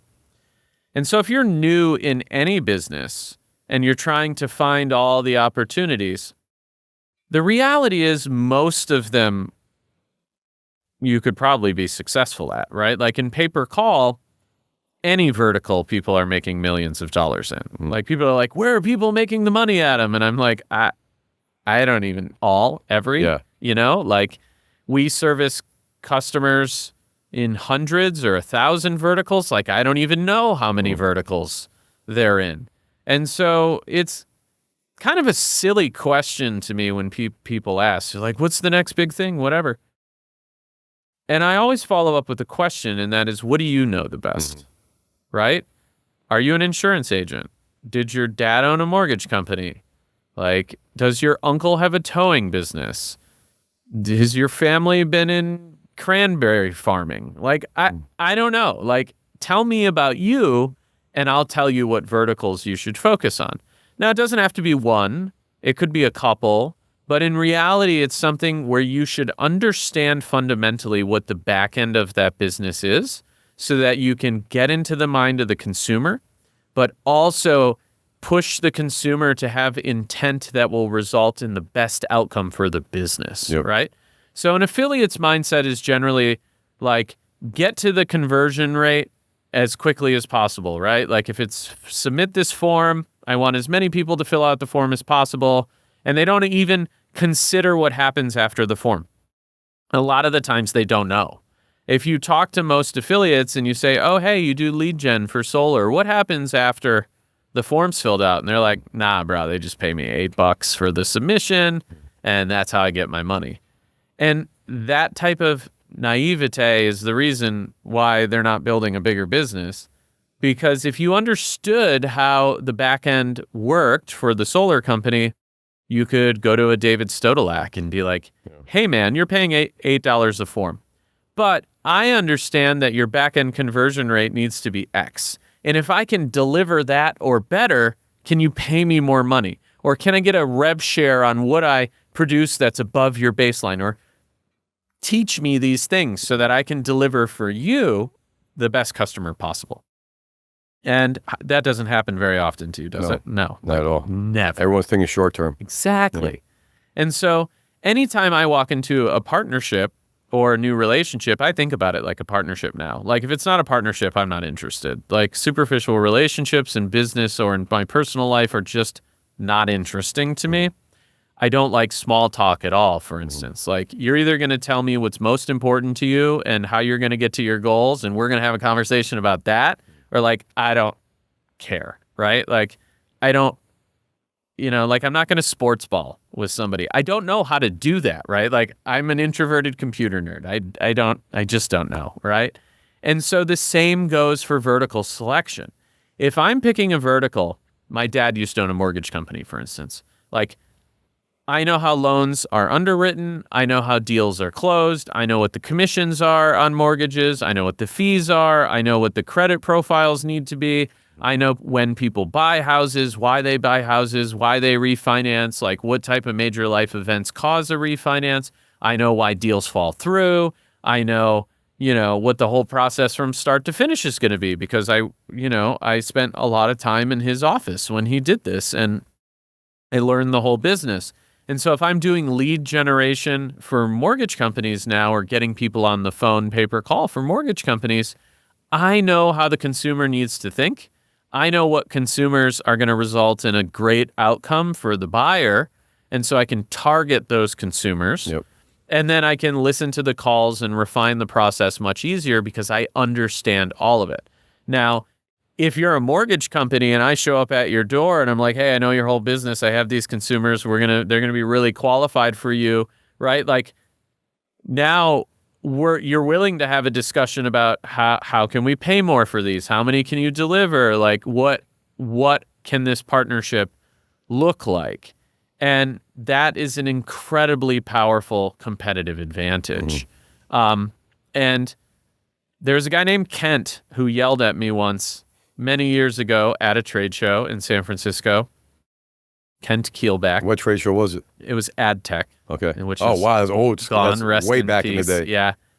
And Kent aggressively, maybe even on the verge of yelling at me, said, all you affiliates are the same. I'm paraphrasing here. It's been 20 years. All you affiliates are the same. You don't understand what the buyers need. You just are trying to make a quick buck. And you make more money than me, but you literally could be wealthy if you'd pull your fucking head out of your ass. And I was like, well, what do you mean? And he's like, well, you're running education leads. Do you even know what an enrollment rate is? Like, what happens after you fill out the form? Like, what are your partners doing? And I was like, oh man, like I don't actually know the answers to any of these questions. It was a super embarrassing moment for me. We were like in this hotel bar, and there's all these other industry people around, and this guy. You turn who I red. just met You felt that uneasy feeling. I was embarrassed, dude. This guy's like yelling at me, and he is really successful in the industry, and all these people are listening, and he's like just berating me in public. And I didn't yell back. I just listened because I'm like, this man's delivery is terrible, but he's really smart. Yeah.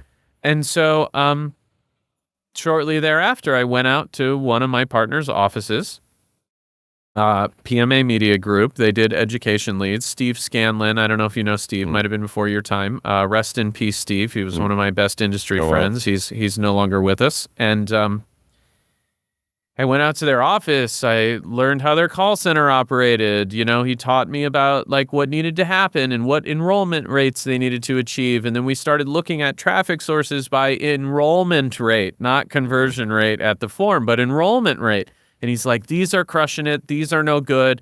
Pay you more for these. Let's cut these. And we like built a partnership. And then eventually they let me run on Google Ads as the exclusive for like 4 or 5 years. It was on autopilot. I didn't have to do anything. Wow. But I was delivering consistent enrollment rates for their business.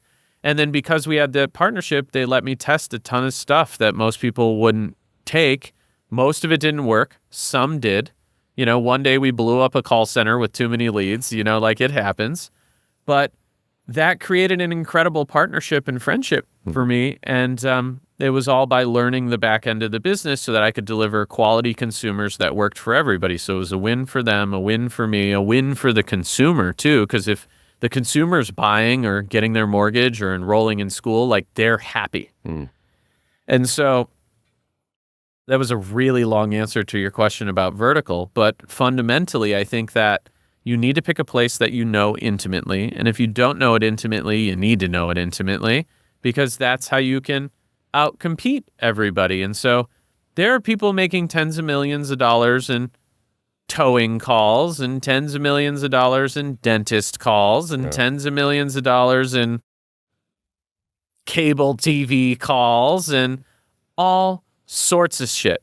Long distance moving calls, right? Like, of course, the insurance, different insurances.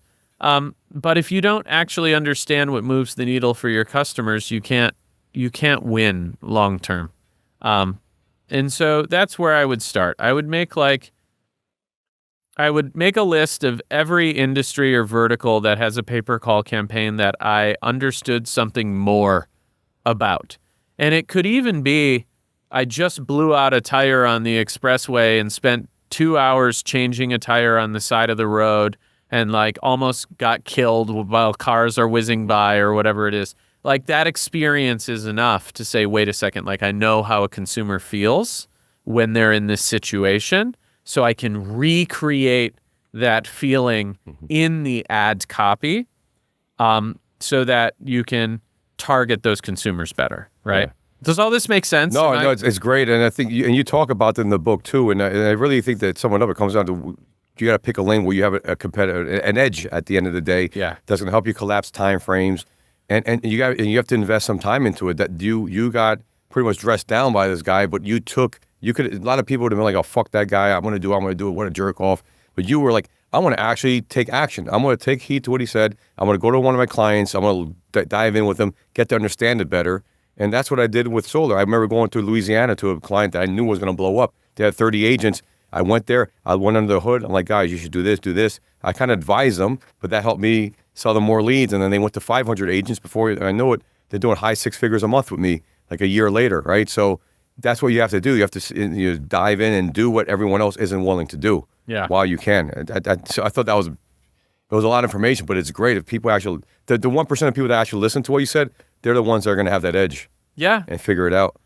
Yeah, and I think the reality is 1% of people, or let's say the 5%, right, are the ones that can really find major success in life. But it's because they're willing to do things that other people aren't willing to do. Like earlier, we talked about comfort zone. They're willing to step out of their comfort zone. And then they want to spend the time to engage with people on a deeper level and learn from people that are at a different stage in their journey. Yeah. Right? And so, I mean, I still do this, right? I listen to podcasts, I listen to books, I read constantly. It's the same thing. Like if you can really sit down and study the people who have already accomplished what you want to accomplish and what their behaviors are and how they think, then you can essentially model what you're going to do on those people. Yep. Goes back to what I said earlier. Success leaves clues, and so does failure. Failure and success both leave clues. It's like, what lane are you going to choose, right? So going back to the book, which is all full of great stories, there's one chapter in particular that blew my mind away, because it's you really went in depth. You from A to Z, how to start in pay-per-call, whether you're a novice or someone that's been doing it for a while, maybe you're stuck, or someone trying to break the affiliate curse. The one thing you talked about that I was really surprised you went into was the psychology of advertising. Yeah. So can you elaborate more on that? Because I thought it blew me away. You really went into in depth, and psychology is a whole other. You talk about that for hours and hours and hours, right? So let's talk about that and the golden nuggets from that chapter. Yeah. So on a one-to-one basis, the psychology of advertising doesn't work. But as you scale the pool of people bigger and bigger and bigger and bigger, you're more likely to reach someone through advertising. And what we're doing when we're creating an advertisement is we're effectively mining a human brain for a memory or experience that someone already had. And we're trying to get what they felt during that experience up into their conscious so that they can make a decision related to that. So most people are emotional and they make decisions based on their emotions. And humans share experiences, how they feel, and memories. And it's our job as marketers to find a memory that is shared among lots of people. And those memories could be all sorts of different things. They could be, in the book I talk about debt consolidation, people having debt. And so there's a large group of people in America that have debt, and they feel uncomfortable about that debt, and they want to do something so that their life can progress and move forward. And so those feelings that an individual has are shared among a large group of people. And we want to speak to those people so that we can help them. And I want to be clear, I'm not talking about manipulating someone into doing something that they don't want to do. That is not what we're talking about here. We are talking about reaching a group of consumers that need our help. And a lot of people need help getting out of their own way. And we can help people do that and unlock the solution to their problems by bringing out the memories and feelings that they have and directing them towards a solution. And debt can be crippling. I, for one, was in $50,000 or so in debt when I moved back into my parents' basement the first time. My business failed, and it was crushing to me. I didn't know what I was going to do. It was like making $500 a week when I started going door to door on commission, and I got to pay taxes, cover my expenses, pay for gas, and then somehow pay back $50,000 in debt. It's not. And so it was debilitating for me. It hurt every single day. It bothered me every single day. And I didn't know what to do about it. But if I saw a way to help deal with that, I would have engaged with it.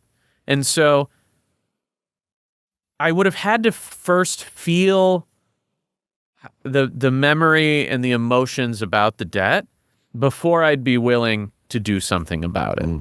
And so I'm explaining this because I think there's a misconception that marketers are bad and that, appealing to someone's fears is, a sleazy way to market or do advertising. But if someone would have offered me at my lowest point help in dealing with my $50K in debt at 28% interest or was all credit cards, it would have been really great to have some help. I'm not going to lie. And I never got any help. I didn't know debt consolidation existed. Were there even ads? What year was this around?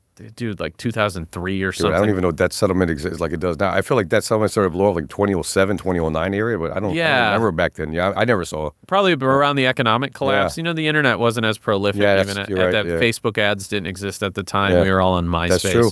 And so like there was no solution for me. And so as a marketer, I say to myself, like, what would younger Adam have vibed with? And what we do is we break down those emotions into the feelings someone has felt. And obviously there was fear there, fear of my future, fear of answering the phone because it was debt collectors harassing me all the time.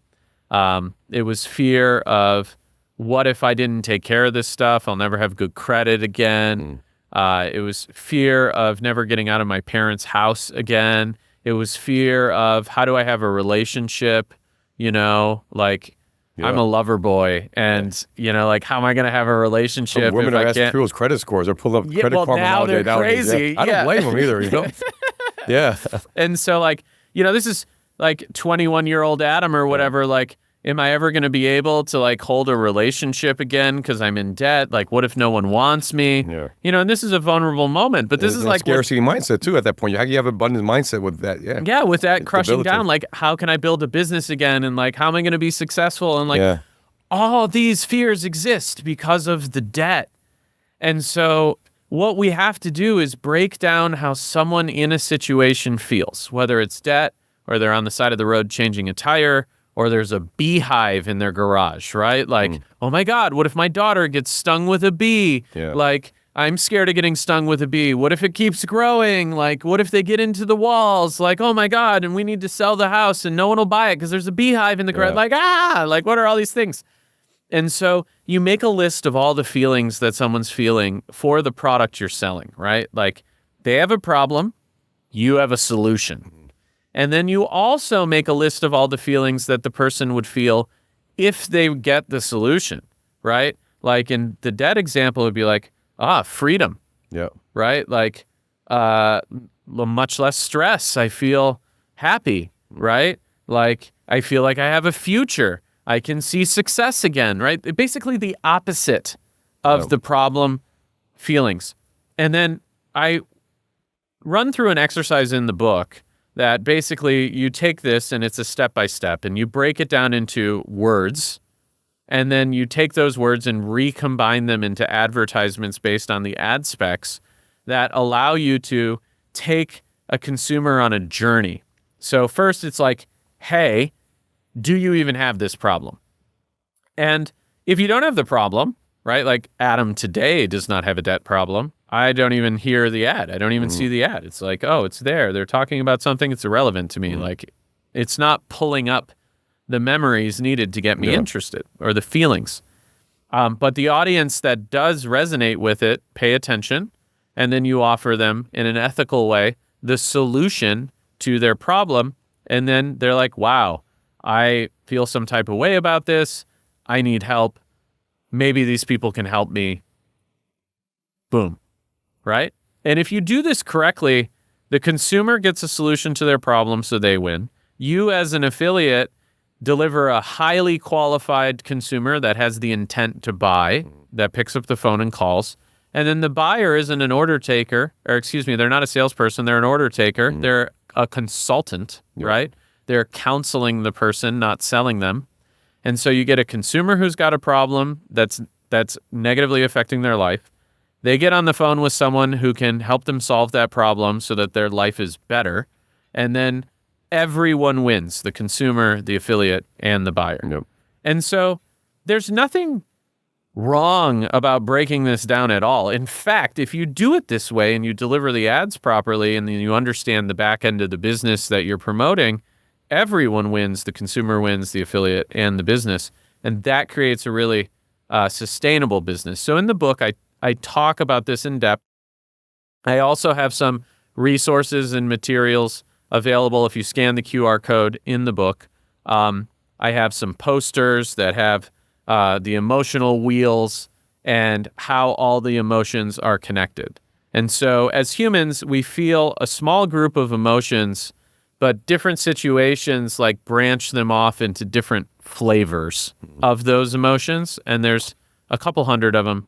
And you basically are just looking at what emotions are people feeling and then taking that information and then using it to find words that draw it out and then work that into an advertising copy. And it's a highly effective way to do ads. And this is how I did it for 10 years plus as an affiliate. And I effectively just broke down my successful strategies of creating ads and the psychology behind it from over a decade of research and tens of millions or $100 million in successful ad spend or something like that. Yeah. And you've seen it. You've seen it amongst the Gold Award winners. You have 105, 115 million on your wall right there. Yeah, right? it's crazy. You got 100. I mean, I think in his house alone, just 300 million Gold I think Awards. pretty close to $500 million. Yeah, $500 million. So you've seen from your experience, and you've seen from the winners and the losers, right? What's going on? And I think right now, particularly, that chapter is very relevant because there's a lot of changes going on. We just came from an event where I felt the tension. You said you felt the tension. People are nervous of what's going on in the insurance space, particularly with ACA, because there's a lot of heat on people that are running non-compliant ads and doing shit the wrong way, right? So there is any time there's big money involved, there's people that they kind of do things the wrong way and it messes up things for the whole industry, right? So you could do it right. Well, that's because they don't understand the strategy or the process to actually do it right. Yeah.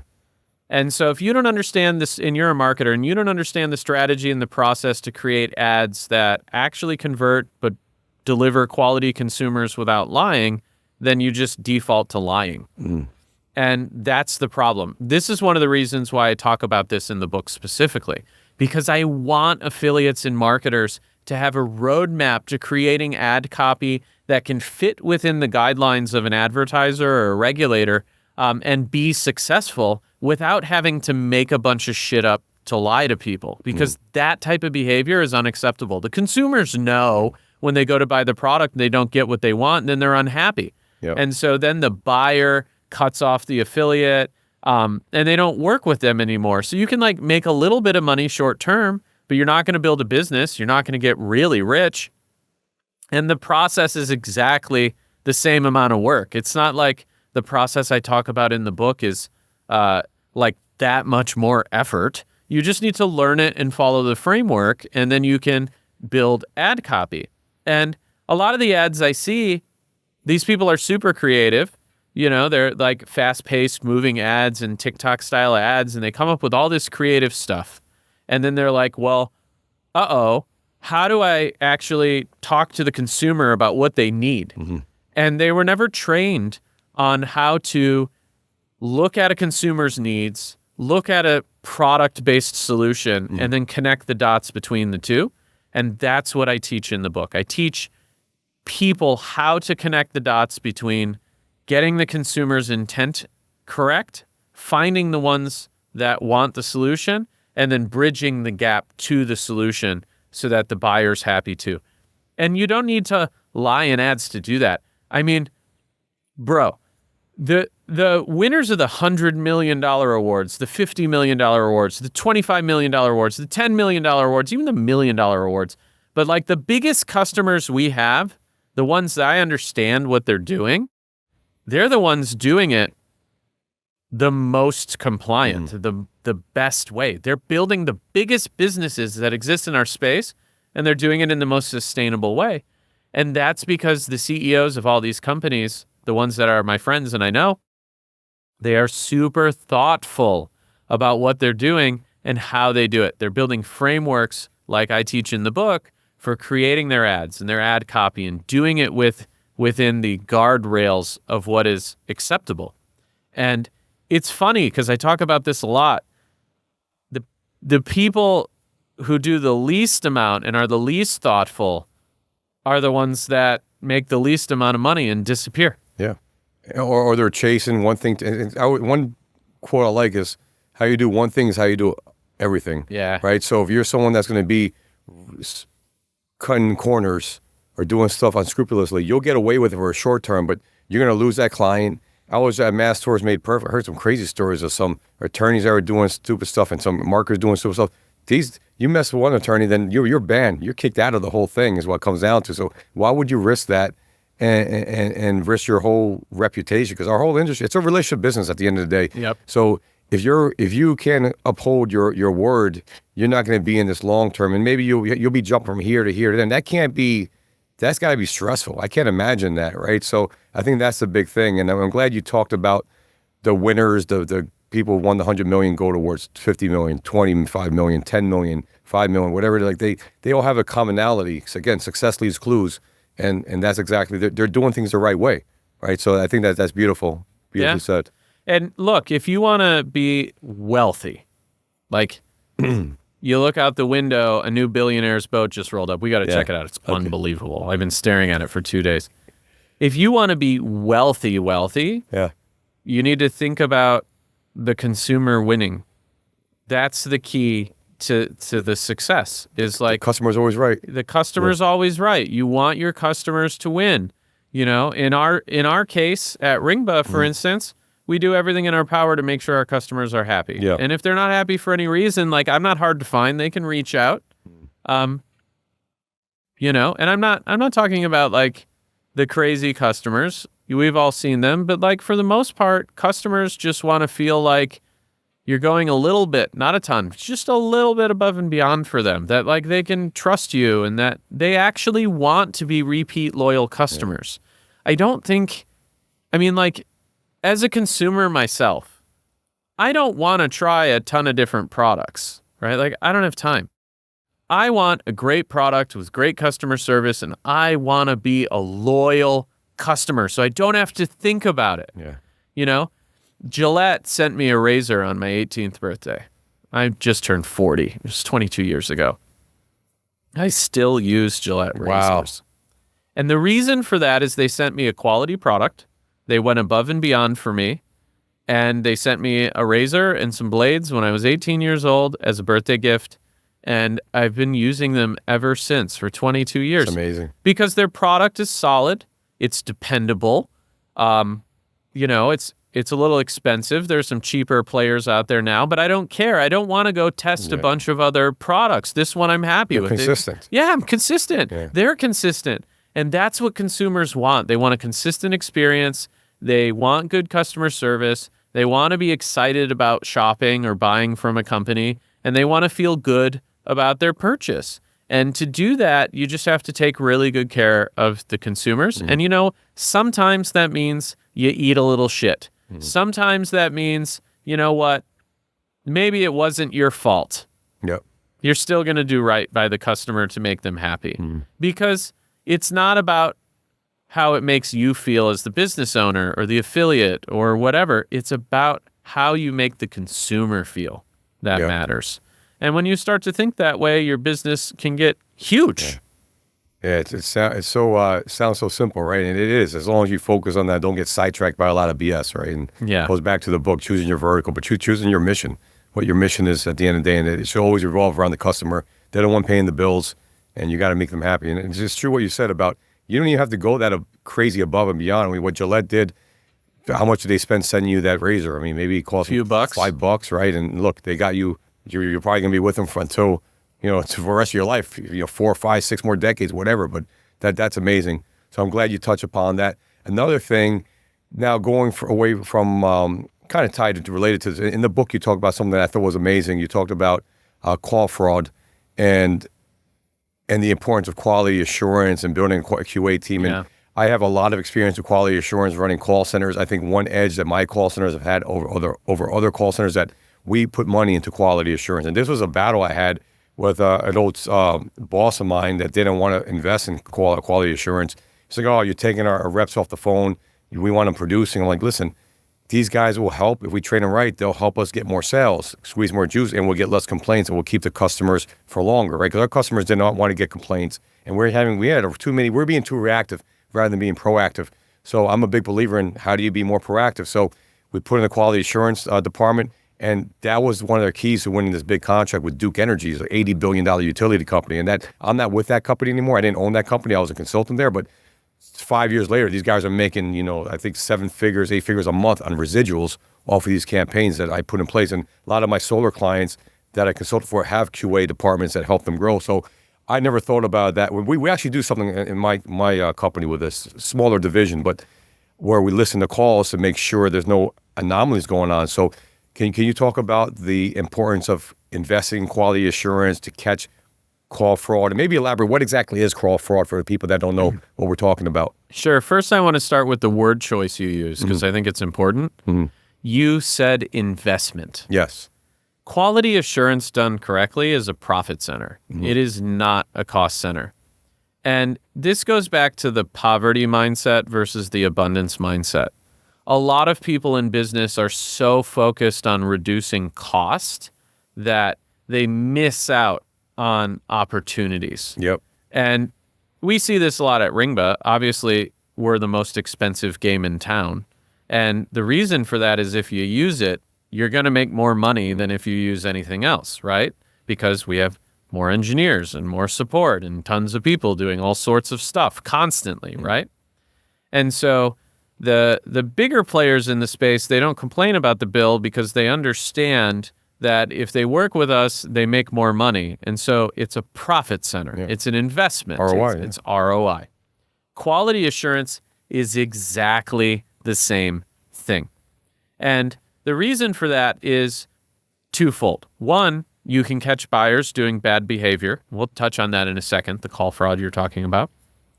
And two, the amount you can learn about the consumer, which then goes into a feedback loop for your advertising, is unbelievable. And so no matter how big or small the campaign, if I were running it, we'd be doing quality assurance from day one. There's no question about it. And if I couldn't afford to hire people to do that, I would do it myself. In fact, I would do it myself anyways if this were my business, right? Like we don't run And you've calls. done it before. I mean, when you were in the weeds. Yes. Yeah. So the reality is if you listen to the phone calls, the consumers will tell you Yeah. what's working, what's not working, what ad copy works, what ad copy doesn't work, what they're confused about, what their desires are, what their problems are. And you really just have to go through every single call, not some, every single call, and listen to the exact words the consumers are speaking. And you can do this various ways.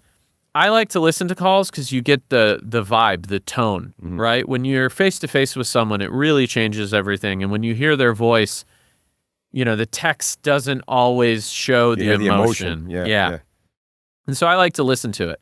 At scale, transcription is also very effective so that you can read the words if you're looking for the keywords. And so both used together can be really powerful. For instance, if you have 100 phone calls and 10% of those calls, the consumers are agitated when they're calling in, are they agitated about their problem or the way they were marketed to, right? And so maybe a percentage of consumers are really sad, but it's related to the problem they're calling about, right? You understand their emotional state when they're calling in. So you can go back to the psychology of ads and the exercises that I teach and like modify what you're saying.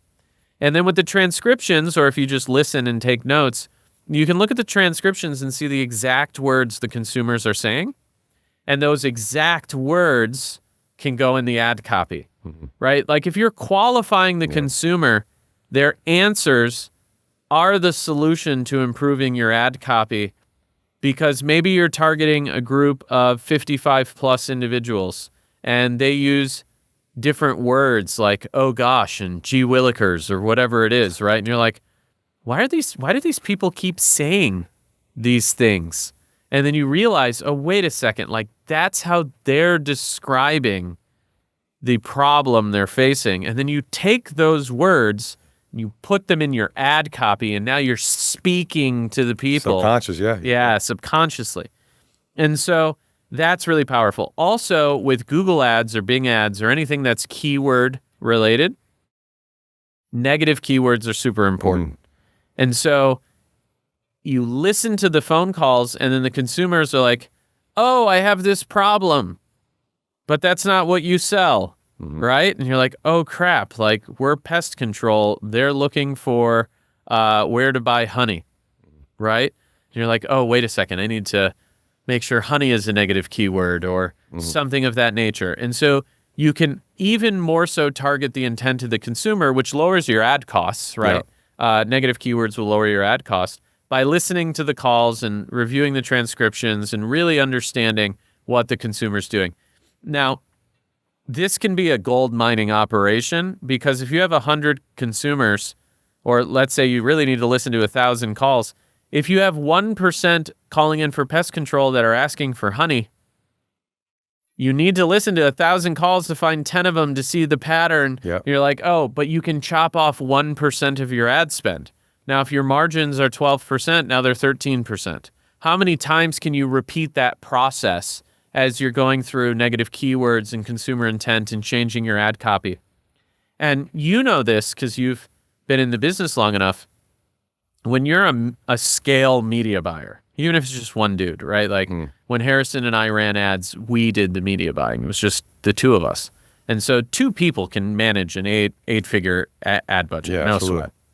And so we would always get really into the weeds to figure this out and like look into the consumer behavior, because if we could spend more money on the advertising, we could win more of the clicks. And so we'd run at lower margin. And so we'd be like, how do we shave 0.5%, of spend off? And this is exactly how we do it. It was just like listening and understanding what the consumer is saying and then modifying the advertisements. And then also, consumers will say some crazy stuff on the phone and you won't expect it, but it's very powerful. For instance, in ads that it's like drilling for oil. You're like, drill, lose money, drill, lose money, and then, right? Yeah, like, I'll listen to, yeah. you're like, holy crap, my ad Yeah, creative crushed it. We're spending $30,000 a day on this one ad. And so to find those nuggets of gold, you really have to be creative, or you have to be a really good listener, because the consumers, that's the cool thing about pay-per-call in the call recordings, the consumers will tell you how to reach them. Yeah. And you can change your qualifying questions too, so your call center agents are asking questions that draw out that, like, oh, thank you for calling. What's the biggest problem you're facing today? Yeah. Just simple, right? And they're like, oh my God, there's bees in the garage. And you're like, okay, ad copy. Bees in your garage? Question mark? Yeah, like, exactly. And so it's not that complicated. It just requires a lot of work. Yeah. And then also on the other side of this, and I want to be a little bit careful here. I'm not accusing anyone of doing anything bad, but the reality is that not all buyers are the same, and some of them engage in shenanigans. It's just the truth. Over the years, I've learned that callback fraud is generally the most common type of fraud that a buyer of calls will engage in. And it's super simple. A consumer calls in, and they're like, oh, Dave, I can't hear you. Dave, I can't hear you. I tell you what, I'm going to call you back on your caller ID, okay? And you're like, sure. Yeah. Hang up the phone, doesn't meet the 90 seconds or whatever. The affiliate doesn't get paid, and then the agent calls them back. Typically, the bigger the call center, the bigger the buyer, the less likely this is to happen. Yeah. Like a 500-person Medicare call center is not behaving this way because it's not scalable for them. They're not like trying to rip off affiliates. This is not, they're running a bigger fish to fry. Yeah, they're running a $1 billion business. They don't care about this nonsense. They're not trying to save $20. The smaller phone rooms, like 30 people or so, that's where we generally see this. Now, I'm not saying that all of them are bad. There's plenty of great small phone rooms. But when it's a smaller group of people, money's tighter. Yep. And there's less people, the owners of the call center can incentivize this type of behavior. And it probably won't happen on every phone call, but it will happen. And so listening to all your phone calls that are below the conversion duration is really important too. And sometimes you can also find your negative keywords there. It's not just the long call recordings. If a consumer calls in and they're like something, and then hang up in 30 seconds, they weren't qualified. And so I want to know what's going through their head too. But at the same time, I can also keep track of the buyer behavior. And then during this process too, something you'll notice that happens in any call center is cherry picking. And this is basically when an agent thinks they hear someone and, they're like, I don't know if this person vibes. I don't know if I'll get a sale or whatever. And when I was 16 years old, I worked in a mortgage call center doing leads. And the guy who ran it had zero tolerance for this. And what I learned over working there for 5 months or whatever it was, is I closed so many people I prejudged right, into leads. And the guy was right. But not all leaders in call centers are paying attention to this, and some agents may take it upon themselves to make these decisions. And so doing the quality assurance is really important because the agent generally introduces themselves with a name, and you have the recording, the timestamp, the caller ID. And so the call center also has this information and can line up the disposition. And so if you do QA and there's some guy named Bill who keeps messing up or cherry picking or hanging up, or he's just lazy or a bad salesperson, you can take that information and give it to your partner. And if you have a good relationship with them, they will go retrain or deal with the situation because they don't want it either. They're paying this guy to be on the phone, and if he's burning their partners, it's not effective for them either.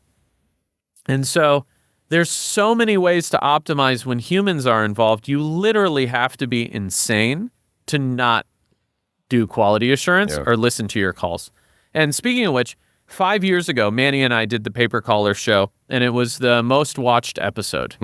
And we talked about quality assurance the entire time. It's huge. He had a grid and a language and a coding system, and he had people listening to the calls and marking all these different codes on the calls, flagging the ones with agent bad behavior and, you know, unique situations, or like anytime something was an anomaly, they would flag it. And I actually checked because I'm writing another book right now. Wow. It's just crazy. And I wanted to go back to that conversation, and he shared the results of a QA process with me, and I went back and looked at it, and still to this day, it was the most detailed QA grid or process that I've seen in the industry. And that was 5 years ago.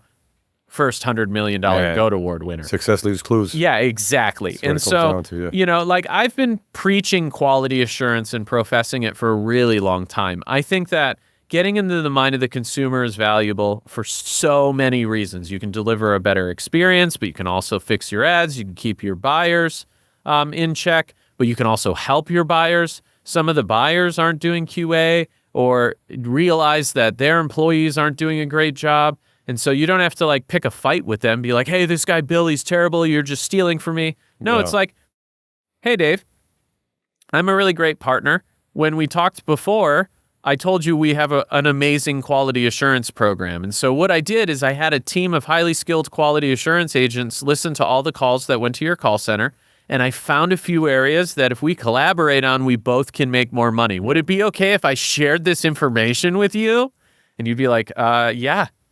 Why are you so excited? Right? Like, and then I'd send it over and I'd be like, look, I think you have a couple agents that need training, or you might need to deal with this situation, probably costing you a lot of money. And then also these agents are amazing, right? Like they have the highest close rates. You should maybe, can we listen to some of what they're doing and use it to train your other agents? And so that's the other side of it, is like, you can also hear what agents are incredible and have the best close rate and convert the highest durations for you, and then go into what they're doing and do the work for the buyer. Just be like, listen, you know, Chrissy over there, she asks these 4 questions every single time. She immediately connects with the consumer, asks these 4 questions every single time. She is converting double the amount of sales for you than this guy. This guy doesn't ask any questions. Like, can we use her as a framework so that we can close more deals?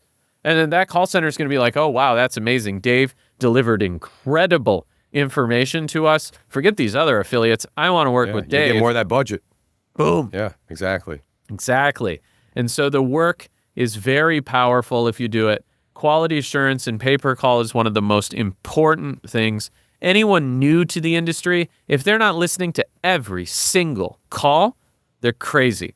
And look, I'm biased here because you need software to listen to the calls, right? Like, you're gonna need to buy Ringba. Yeah. But, you know, like $100 a month if you're new ain't moving the needle for me. So it's not really that biased. Like, you just need the software. You're not gonna win in the business if you don't have access to the recordings and the routing and all the tools. And so, QA is just incredible. And we have a team at Ringba that's working on improving our transcription technology to automate a lot of this. Wow. And so earlier this year, we released transcription technology in beta.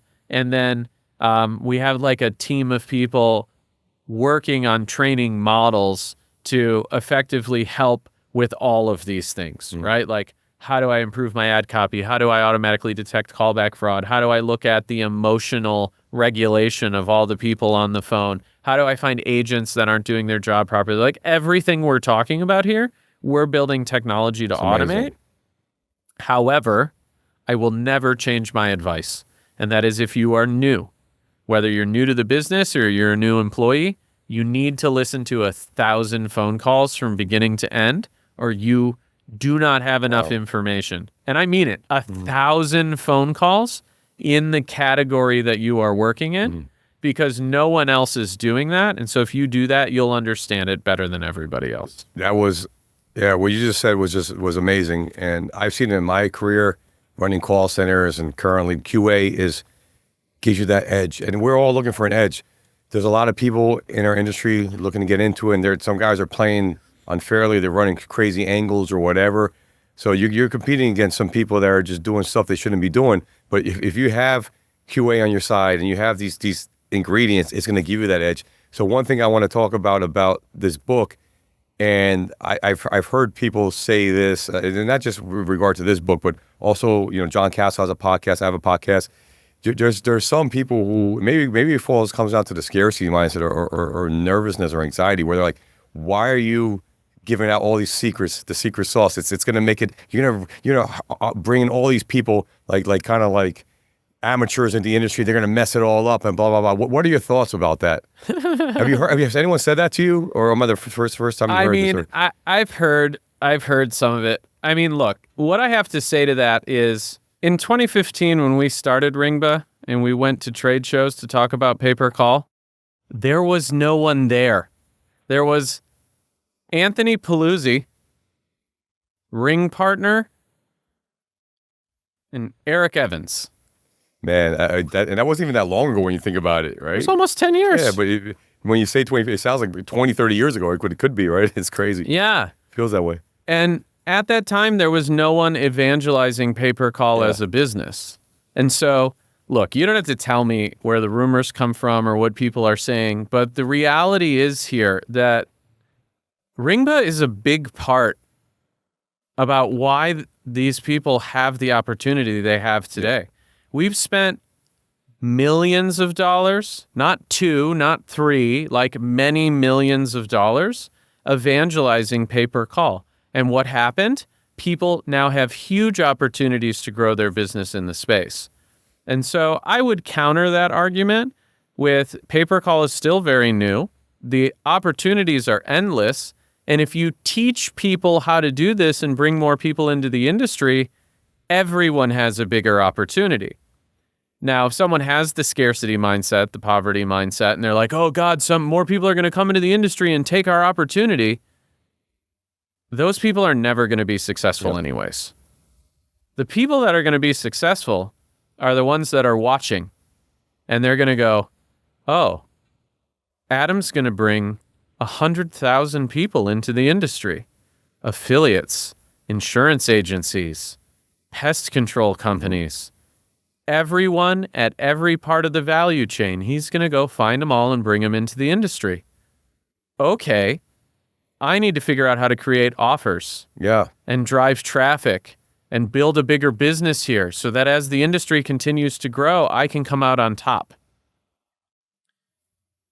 As more people have gotten into the industry, the bigger the businesses that people are building have become.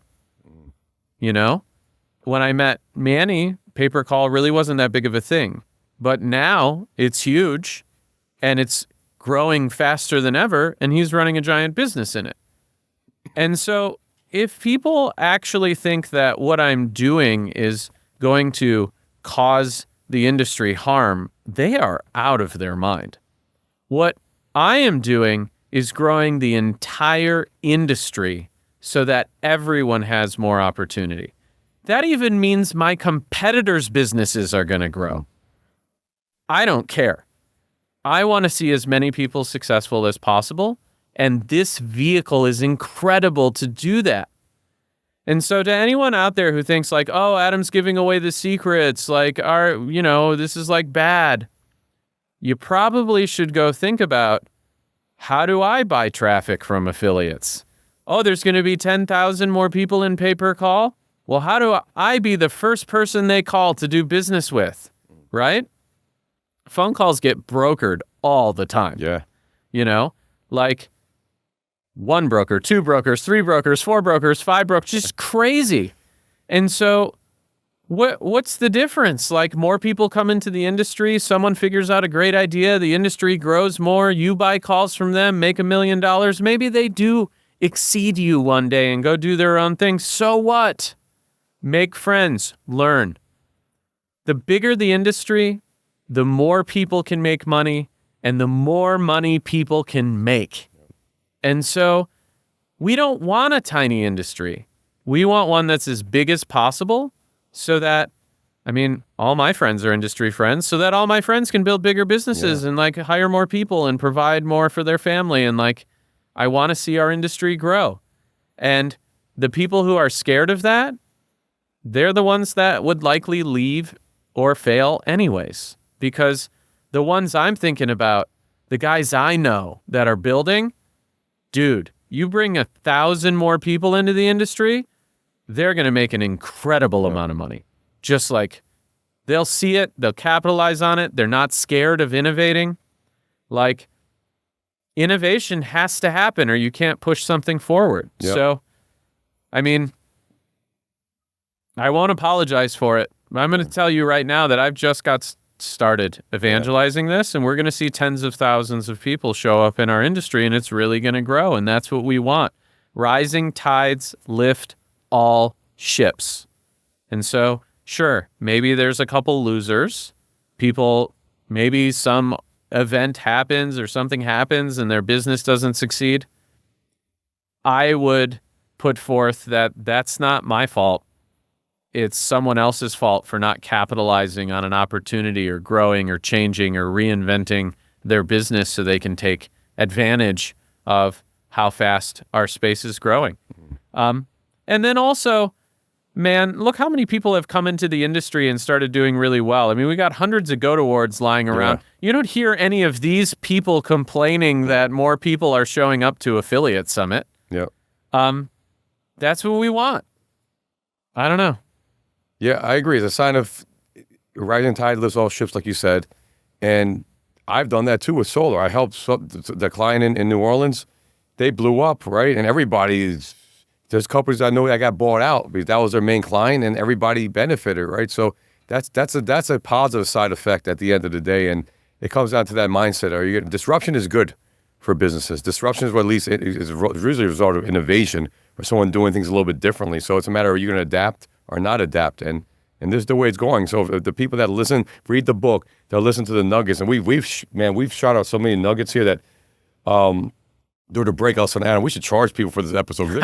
There's so much fucking information on here. Like, this is like a mini mastermind we're doing right here. It's just incredible how deep we're getting. But the people, the whatever percent that actually harnesses this information and utilize it, they're the ones that are going to adapt. They're the ones that are going to go to the next level. And it's just amazing. So, yeah, thank you for saying that. That got me excited because pay-per-call isn't our biggest division, but we're growing that. We're about to make hopefully a really big hire in the space that's going to help us grow it even further. So we're focusing a lot of attention on it because we know where things are going, and we're pivoting right as we speak. So it gets me excited to hear you say that. Yeah, I think everyone should be excited about that. It's just like the trade show thing. I met you at a trade show. I met my business partner Harrison at a trade show. We were both there. Someone's going to read the book, show up to a trade show, meet one of these people that are saying that, oh no, Adam's going to bring tons of people in and blah. And then they're going to get together and be business partners and grow a great business together or something. And that person wouldn't have shown up if they didn't read the book. Yep. Like, why would you not want more smart people around you? Yeah. The market for pay-per-call is every business that sets an appointment or sells something over the phone. It's like trillions of dollars. Like, You think Exxon cares if someone opens a gas station? Like, no one cares. And so you really have to be small-minded to think that way. And I encourage anybody who's actually concerned about that to start asking different questions. That is like, oh, if there's 500 more affiliates, they're all going to be looking for offers. How can I build a back end using technology and have all the buyers lined up and automated so that I can pay them more money than they can get for themselves? Yep. You know, now I got 500 new potential affiliates and I'm good at business development and I created a back end and now I got a product, right? Yep. All of the technology exists to do this. I mean, we make it. So if an affiliate out there is concerned about more affiliates showing up and eating their lunch, they need to start moving up the value chain. And they need to do that anyways, because if they're going to stay affiliates, that's always going to be a battle for them. And it's not, do more pay-per-call people show up and eat their lunch? It's, does some guy make the next version of ShamWow and then chew up all the Google ad spend for the keywords they need? You know, that has nothing to do with pay-per-call and prices them out of the market. Like, there's a million reasons why an affiliate's ads can stop running. I mean, it's a curse. We literally call it the affiliate curse, right? And so this is not going to be the cause of that. Something else external will sooner or later. And so the affiliates need to start thinking like business people and start building back ends and start entrenching themselves in the industry and creating more value for others. That's how they're going to survive. It's not going to be Adam Young and his book with the funny cover that puts them out of business. I mean, come on, get real, right? Great. And I think what you said about going up the value chain, it's really the key to anything. That's part of the evolution. And how do you know, I started off as a broker, right? Just me. And then I hired somebody, 2 people. And now I have dozens of people on my team, right? You were started as an affiliate. Now you own Ringba. We were author of a book, creating a second book, right? And have a podcast. I mean, we evolve, right? And that's how you create the value. And I think this goes into my next question to you is the question I was going to ask you, which is you probably may have answered it. And I think it has a lot to do with value creation, is that what's the commonality between the top performers you see in pay-per-call with the people that won the $100 million goal award, the $50 million? What makes them different than someone that's just struggling or someone just stuck, you know, in the low 7 figures? And not that low 7 figures is bad. I mean, you have to get to 8 figures, you have to start at 7 figures. To get to 9 figures, to go to 8. But what do you think is the 1 or 2 defining traits or characteristics that separates them from everybody else? Leadership skills. The most valuable thing I've ever learned is how to be a leader. And every single person that is running a big business in our industry or any industry is doing so by leading people. And that is a really different challenge than being an affiliate, for instance. And it is a very different challenge than like, let's outsource all our work to virtual assistants or whatever and tell people what to do. Yep. You really have to start thinking about how you make the lives of the people that work for you better. They need to be the priority, not you. And that's a really hard thing to internalize. And I think as an affiliate, it's a very hard thing to internalize, because the affiliate industry in general is driven by people who want to do well and make a lot of money and be the center of attention.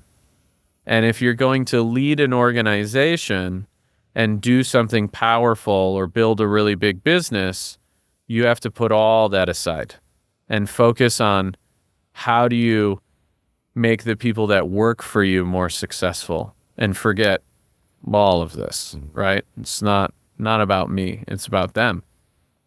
Because you can't do everything. And a lot of people struggle with having control and giving that to other people. But if you want to recruit really high quality talent, they need to understand that you're invested in their future. Yep. It's not about them working for you. It's not like, oh, I'm paying you money, you need to better my life. It's no. I am giving that person money, but what I really need from them is their dedication and their willingness to subscribe to our mission and make decisions with our values. And the only way you can convince high quality talent to do that is by them knowing that you are working to build an environment where they will thrive and they will be happy. And so something I'm super proud of at Ringba is we essentially have no turnover. We do occasionally let people go for performance-related issues like every other company, but very rarely do we have someone quit. And most of our people have been with us a really long time. And the reason for that is very simple. It is we're here to serve them, right? Like, I want them to grow. I want them to get better. I want them to have more opportunities in their lives, whether they're with me or without me. It's about them. And their mission, also my mission, is about our customers. And so none of what I do on a day-to-day basis has anything to do with Adam whatsoever. It's about how do I serve my team and how do I serve my customers. And the biggest companies that work with us, where I have really close personal relationships, they're all servant-led organizations. They're all really great at leadership. They care about their people, and they want more than anything for their people to be successful. And there's a very selfless vibe that goes along with that, you know. And it's funny, you've flown with us a couple times on Air Ringba, but usually we get together some amazing people that are running pretty big businesses, and they talk about business, and they're flying on a private jet, and none of them care about what they're getting.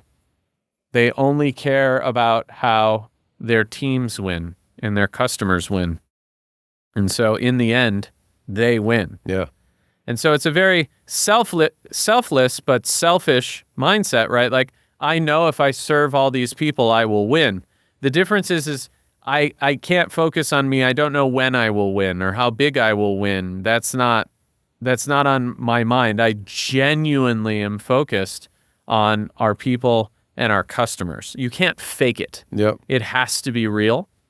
And so not only are all the biggest businesses and the leaders of those businesses sharing these traits, but they genuinely subscribe to this. It's not lip service.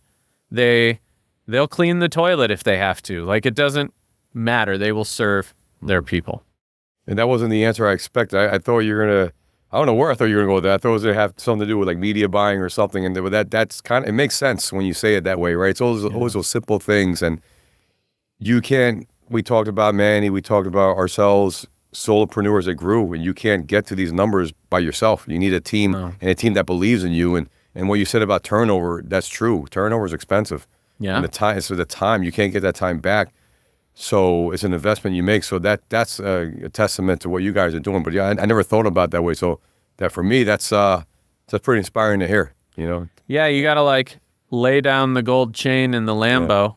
Yeah.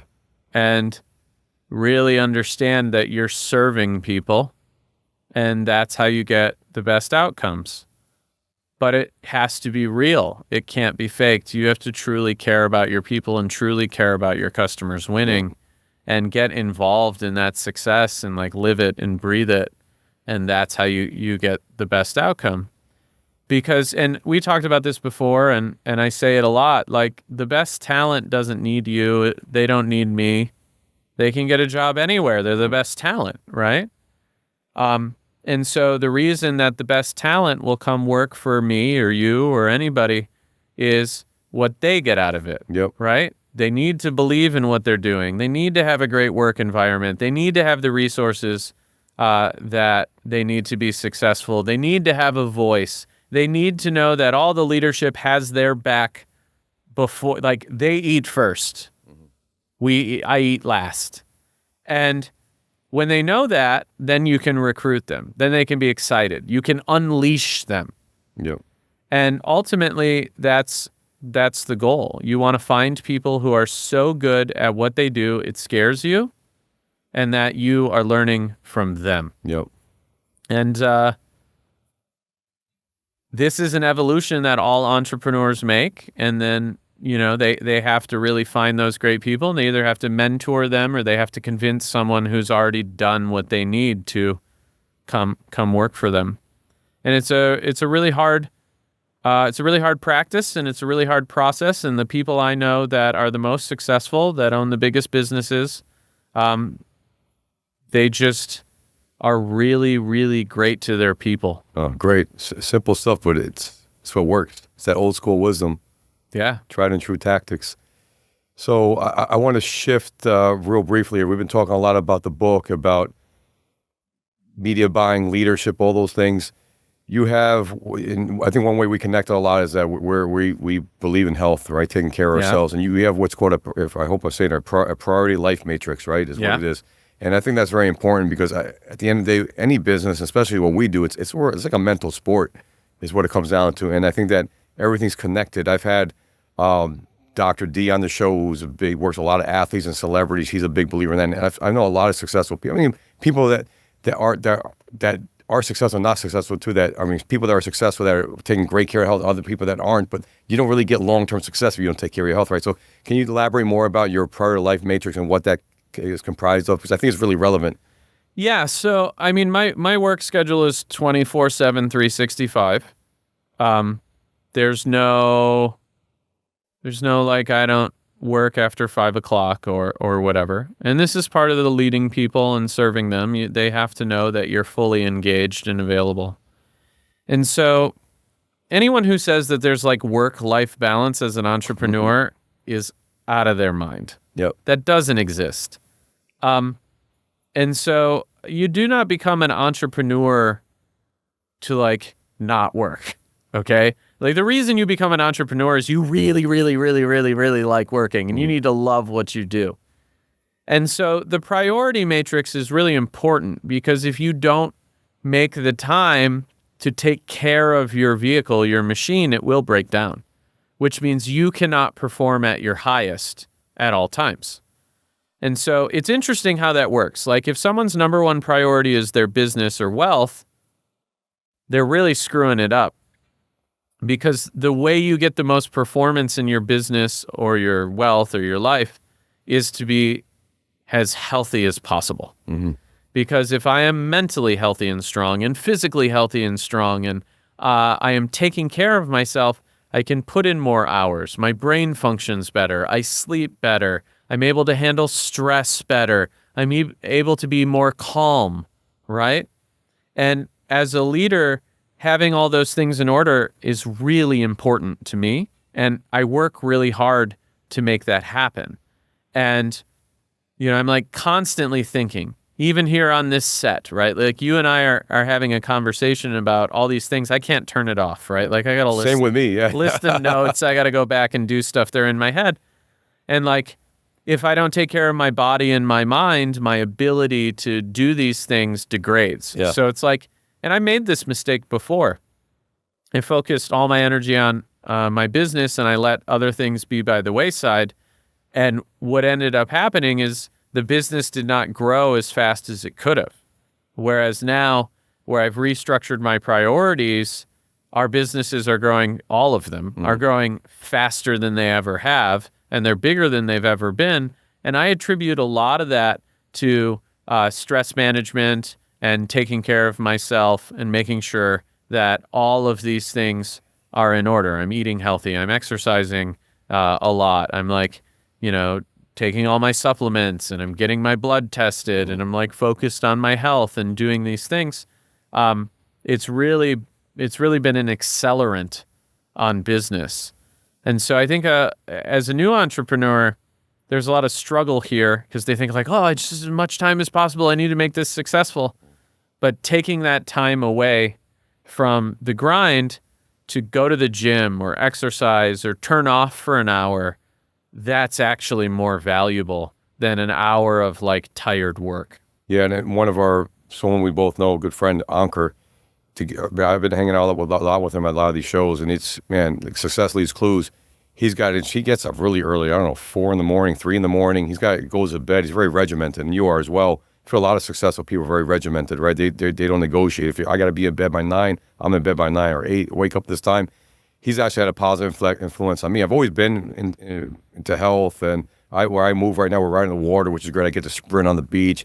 But one thing I would do, I'd wake up right around 7:30, and I felt like my kids would wake up like 15 minutes later. I couldn't get ahead of the day. I'd work out rushed, and I get a lot of ideas when I'm working out. That peace of mind, which is great. I will get all my ideas. I know a lot of times I would shoot you texts. Hey, I'm at the gym. We were shooting each other texts, right? I'm at the gym too. Yeah. Like all my great ideas. But it's also, I think it's also because you have that peace of mind. Like there's no one there that can interrupt you. It's just you, right? Yeah. So he influenced me. He doesn't even know this yet, but I've been getting up recently the last like 4 or 5 days at 6:15 in the morning. I'm trying to work up to 5 in the morning. I'm taking a little step, but God, what a world of difference. I have a good hour and a half to myself. The kids are sleeping. No one's bothering me. I walk on the beach, and it's just like, it's been great for me the last few days, right? And I feel like I'm reading like a new book, actually reading the book instead of actually doing it, because I do Audible as well. But I mean, those little habits, it might sound simple, but it goes a long, long way. And you become like the people you hang out with at the end of the day, right? So if you're hanging around people that are healthy, you're going to be healthy, right? Or people that are wealthy, you should be wealthy, or you'll pick up, some of those habits. So want to thank you for that, because I feel like you've been a good influence for me on that. Anker's been a good influence on that, and people watching this, I know, especially when you start off new, it's hard. I think you've explained to me, you went through your situation where your health wasn't the priority. It wasn't for myself either, and I hated myself for that because I knew better, right? But I think that if you really want to get to the next level, you got to do this. So I like the fact that you talked about that, because it's something important that I think a lot of people brush aside, and you have to make it a priority at some point. And I think for each person, the formula here is different. Yep. You have kids. They get up early, they have to go to school. I don't have that in my life right now. And so I've always been a night owl. I get my best ideas at night. I like to think at night. Yeah.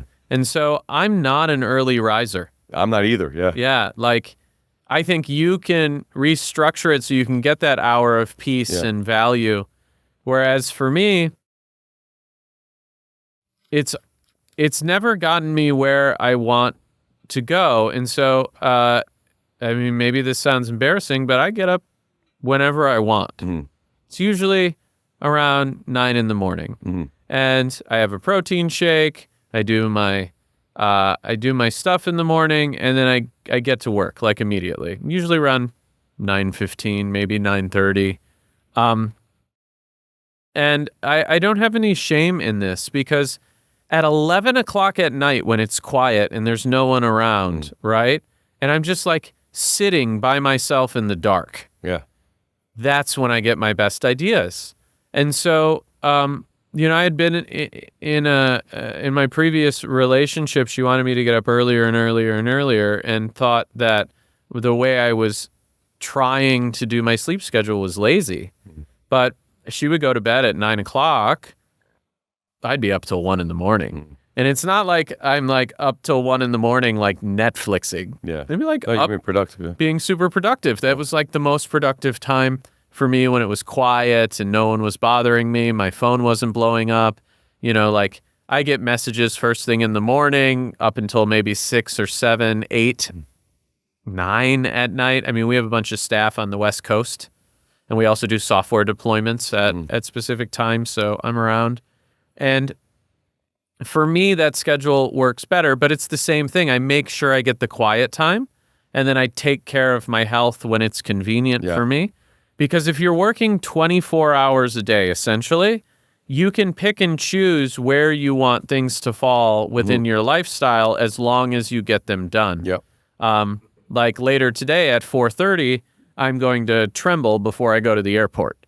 And yesterday at 12:15, I had a Pilates class, which people will be like, what, you're doing this in the middle of the day? But yeah. I just did one with my wife at 1:15 yesterday too. Yeah. Yeah. It was great. Exactly. Yeah. And so like when you're on it so much, it's okay to break that schedule up and choose what works for you. I mean, I do the Pilates at 12:15 because the instructor's amazing, and that's when she's available. So it's like, whatever. But I think as long as you're doing some sort of activity like that on a daily basis, you're going to win.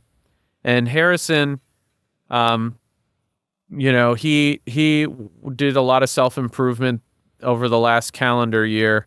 And he was constantly saying like 1% better every day. Yeah. So true. Just like, I need to do a little bit better every day. I'm going to do a little bit more working out. I'm going to diet a little bit better today.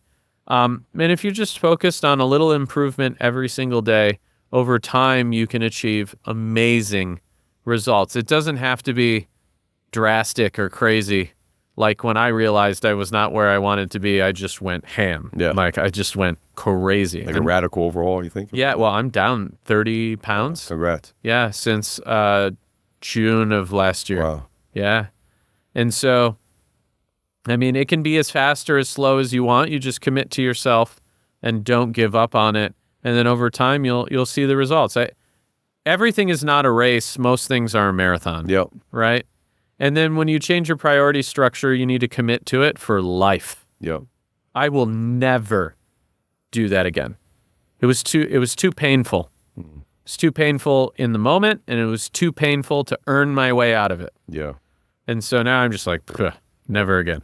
I love that. And I love the fact that the 1% a day, even 1/10 of 1%, right? Reading a book or starting on a book, all those things just go such a long way. And there's a little, we're looking for an edge. It's such a competitive landscape out there in what we do in the business world. You got to have any sort of edge you can get. So that's great.